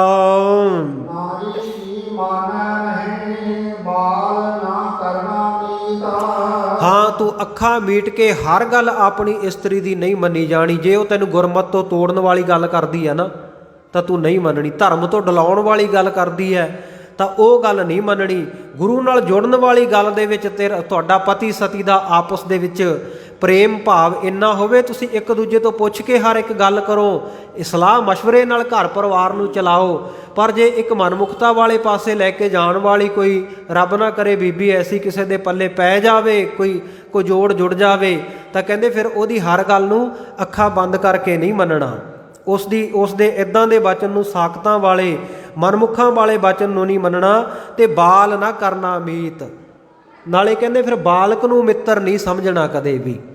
ਇਹਦਾ ਭਾਵ ਇਹ ਹੈ ਕਿ ਜਿਹੜਾ ਬਾਲਕ ਹੈ, ਤੁਹਾਡਾ ਬੱਚਾ ਹੈ, ਇਹ ਨਹੀਂ ਸੋਚ ਮਨ ਵਿੱਚ ਰੱਖ ਕੇ ਚੱਲਣੀ ਵੀ ਵਾਕਈ ਇਹ ਮੇਰਾ ਮਿੱਤਰ ਹੀ ਬਣੂਗਾ। ਉਹ ਕਿੱਦਾਂ ਦਾ ਵੀ ਨਿਕਲ ਸਕਦਾ ਵੱਡਾ ਹੋ ਕੇ। ਸੋ ਕੋਸ਼ਿਸ਼ ਇਹ ਕਰਨੀ ਹੈ ਉਹਦੀ ਚੰਗੀ ਪਰਵਰਿਸ਼ ਹੋਵੇ, ਚੰਗੇ ਉਹਨੂੰ ਸੰਸਕਾਰ ਦਿੱਤੇ ਜਾਣ, ਪਰ ਬਾਲ ਨਾ ਕਰਨਾ ਮੀਤ। ਕਿਸੇ ਨਿਆਣੀ ਮੱਤ ਵਾਲੇ ਨੂੰ, ਭਾਵੇਂ ਉਮਰ ਭਾਵੇਂ 90 ਸਾਲ ਦੀ ਕਿਉਂ ਨਾ ਹੋਵੇ, ਜਿਹਨੇ ਕੁਝ ਸਿੱਖਿਆ ਹੀ ਨਹੀਂ, ਜਿਹਨੂੰ ਗੁਰਮਤ ਦਾ ਊੜਾ ਐੜਾ ਆਉਂਦਾ ਹੀ ਨਹੀਂ, ਤੇ ਗੁਰੂ ਦੀ ਨਜ਼ਰ ਵਿੱਚ ਉਹ ਬਾਲਕ ਹੀ ਹੈ। ਇੱਥੇ ਤਾਂ ਸਿੱਖੇ ਸਿਖਾਏ ਵੀ, ਸਿੱਖਣ ਵਾਲੇ ਵੀ। ਤੇ ਸਤਿਗੁਰ ਸੱਚੇ ਪਾਤਸ਼ਾਹ ਕਹਿੰਦੇ ਆਪਾਂ ਤਾਂ ਸਾਰੇ ਹੀ ਗੁਰੂ ਕੇ ਬੱਚੇ ਆ। ਗੁਰ ਕੀ ਮੱਤ ਤੂੰ ਲੇਹ ਇਆਨੇ। ਸਤਿਗੁਰ ਨੇ ਸਾਨੂੰ ਜਦੋਂ ਸੰਬੋਧਨ ਕੀਤਾ ਨਾ, ਅਸੀਂ ਤਾਂ ਆਪਣੇ ਆਪ ਨੂੰ ਬਹੁਤ ਸਿਆਣੇ ਕਹਾਉਂਦੇ ਆ, ਪਰ ਗੁਰੂ ਕਹਿੰਦੇ ਨਿਆਣਿਓ ਗੁਰੂ ਕੀ ਮੱਤ ਲੈ ਲਓ। ਗੁਰ ਕੀ ਮੱਤ ਤੂੰ ਲੇਹ ਇਆਨੇ, ਭਗਤ ਬਿਨਾ ਡੁੱਬੇ ਬਹੁ ਸਿਆਣੇ। ਕਹਿੰਦੇ ਭਗਤੀ ਤੋਂ ਬਿਨਾ ਬੜੇ ਸਿਆਣੇ ਕਹਾਉਣ ਵਾਲੇ ਡੁੱਬ ਗਏ। ਗੁਰੂ ਦੀ ਮੱਤ ਲੈਣੀ ਹੈ ਤਾਂ ਨਿਆਣਾ ਬਣ ਕੇ ਆਈ ਗੁਰੂ ਚਰਨਾਂ ਵਿੱਚ। ਤੇ ਜਿਹਦੇ ਕੋਲੇ ਗੁਰੂ ਦੀ ਮੱਤ ਨਹੀਂ, ਇਦਾਂ ਦੇ ਨਿਆਣੇ ਨੂੰ ਆਪਣਾ ਮਿੱਤਰ ਨਾ ਬਣਾਈ, ਕਿਸੇ ਨੂੰ ਭਾਵੇਂ ਉਮਰ ਵਿੱਚ ਜਿੰਨਾ ਮਰਜ਼ੀ ਸਿਆਣਾ ਹੋਵੇ। ਡੋਲੇ ਨੈਣ ਜੁਗ ਮੈਂ ਨਿਰਦੁਖ ਕਰਨੀ ਰੀਤਾ। ਮਨ ਜੰਗ ਯੁੱਧ ਦੇ ਵਿੱਚ ਜਦੋਂ ਜਾਵਾਂ ਤੇ ਕਿਸੇ ਪ੍ਰਕਾਰ ਵੀ ਡੋਲੇ ਨਾ, ਨਿਰਦੁਖ ਕਰਨੀ ਰੀਤ। ਸੋ ਜਿਹੜੀ ਕਰਨੀ ਕਮਾਈ ਹੈ, ਰੀਤੀ ਹੈ, ਸੋ ਇਹ ਦੁੱਖਾਂ ਤੋਂ ਰਹਿਤ ਹੋਵੇ। ਸਿੱਖ ਕੀਆ ਤਬ ਹਰਿ ਗੋਪਾਲ ਚਰਨ ਪਹੁਲੀ ਦੇ। ਉਸ ਵੇਲੇ ਸਤਿਗੁਰ ਸੱਚੇ ਪਾਤਸ਼ਾਹ ਜੀ ਨੇ ਪ੍ਰਸੰਨ ਹੋ ਕੇ ਚਰਨ ਪਾਹੁਲ ਦੇ ਕੇ ਇਹ ਹਰਗੋਪਾਲ ਨੂੰ ਵੀ ਆਪਣਾ ਸਿੱਖ ਬਣਾ ਲਿਆ।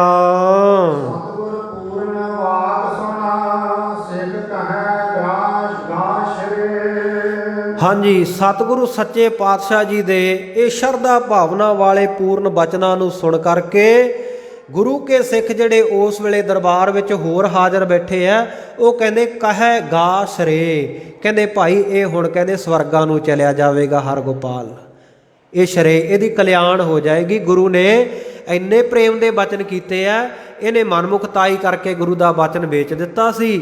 ਪਰ ਸਤਿਗੁਰ ਸੱਚੇ ਪਾਤਸ਼ਾਹ ਦੇ ਸਿੱਖ ਸਤਿਗੁਰੂ ਜੀ ਦੇ ਬਚਨਾਂ ਨੂੰ ਸੁਣ ਕੇ ਕਹਿਣ ਲੱਗੇ, ਕਹਿੰਦੇ ਹੁਣ ਭਾਈ ਇਹ ਜਿਹੜਾ ਹਰਗੋਪਾਲ ਆ ਨਾ, ਇਹਨੇ ਪੂਰਨ ਸਤਿਗੁਰੂ ਜੀ ਦੇ ਬਾਕ ਸੁਣ ਲਿਆ, ਹੁਣ ਇਹ ਕਲਿਆਣ ਨੂੰ ਪਹੁੰਚ ਗਿਆ, ਹੁਣ ਇਹ ਮੁਕਤ ਹੋ ਗਿਆ। ਸੋ ਇਸ ਪ੍ਰਕਾਰ ਸਤਿਗੁਰ ਸੱਚੇ ਪਾਤਸ਼ਾਹ ਜੀ ਨੇ ਇਹ ਬਚਨ ਕੀਤੇ ਹੈ ਕਿ ਬਿਸ਼ੰਬਰ ਦਾਸਾ ਇੱਥੋਂ ਤੱਕ 75 ਅਰਦਾਸਾਂ ਸਤਿਗੁਰੂ ਜੀ ਨੇ ਸਮਝਾਈਆਂ ਹੈ। ਅਗਲੇ ਅਧਿਆਏ ਵਿੱਚ, ਅਗਲੇ ਅੰਸੂ ਦੇ ਵਿੱਚ 26 ਅਰਦਾਸਾਂ ਸਤਿਗੁਰੂ ਸੱਚੇ ਪਾਤਸ਼ਾਹ ਜੀ ਹੋਰ ਬਖਸ਼ਿਸ਼ ਕਰਨਗੇ। ਉਹ ਆਪਾਂ ਕੱਲ੍ਹ ਤੋਂ ਫਿਰ ਆਪਾਂ ਅਗਲਾ ਅਧਿਆਏ ਜਾਂ ਅਗਲਾ ਅੰਸੂ ਜਿਹੜਾ 15ਵਾਂ ਹੈ ਉਹਦੀ ਆਰੰਭਤਾ ਕਰਾਂਗੇ, ਉਹਨੂੰ ਸ਼ੁਰੂ ਕਰਾਂਗੇ। ਸੋ ਇਸ ਅਧਿਆਏ ਨੂੰ ਵਿਚਾਰਦੇ ਹਾਂ, ਕਥਾ ਵਿਚਾਰ ਦੌਰਾਨ ਹੋਈਆਂ ਬੇਅੰਤ ਭੁੱਲਾਂ ਦੀ ਸਤਿਗੁਰੂ ਜੀ ਖਿਮਾ ਬਖਸ਼ਣ, ਅੱਗੇ ਵਾਸਤੇ ਸਮੱਤ ਬਖਸ਼ਣ। ਇਸੇ ਤਰ੍ਹਾਂ ਸੰਗਤਾਂ ਦਾ ਪ੍ਰੇਮ ਪਿਆਰ ਬਣਿਆ ਰਹੇ। ਰੋਜ਼ਾਨਾ ਜ਼ਰੂਰ ਸਮੇਂ ਵਿੱਚੋਂ ਸਮਾਂ ਕੱਢ ਕੇ ਗੁਰੂ ਚਰਨਾਂ ਵਿੱਚ ਜੁੜਿਆ ਕਰੋ, ਤਾਂ ਕਿ ਆਪਾਂ ਨੂੰ ਆਪਣੇ ਇਸ ਮਹਾਨ ਖਜ਼ਾਨੇ ਦਾ, ਇਤਿਹਾਸ ਦਾ, ਵਿਰਸੇ ਦਾ ਪਤਾ ਲੱਗਦਾ ਰਹੇ। ਆਓ ਸਮਾਪਤੀ ਦੀਆਂ ਤੁਕਾਂ ਪੜ੍ਹ ਕੇ ਸਮਾਪਤੀ ਵਿੱਚ ਸ਼ਾਮਲ ਹੋਈਏ ਜੀ। ਦੇਹੋ ਸਜਣ ਅਸੀਸੜੀਆਂ, ਜਿਉ ਹੋਵੈ ਸਾਹਿਬ ਸਿਉ ਮੇਲ।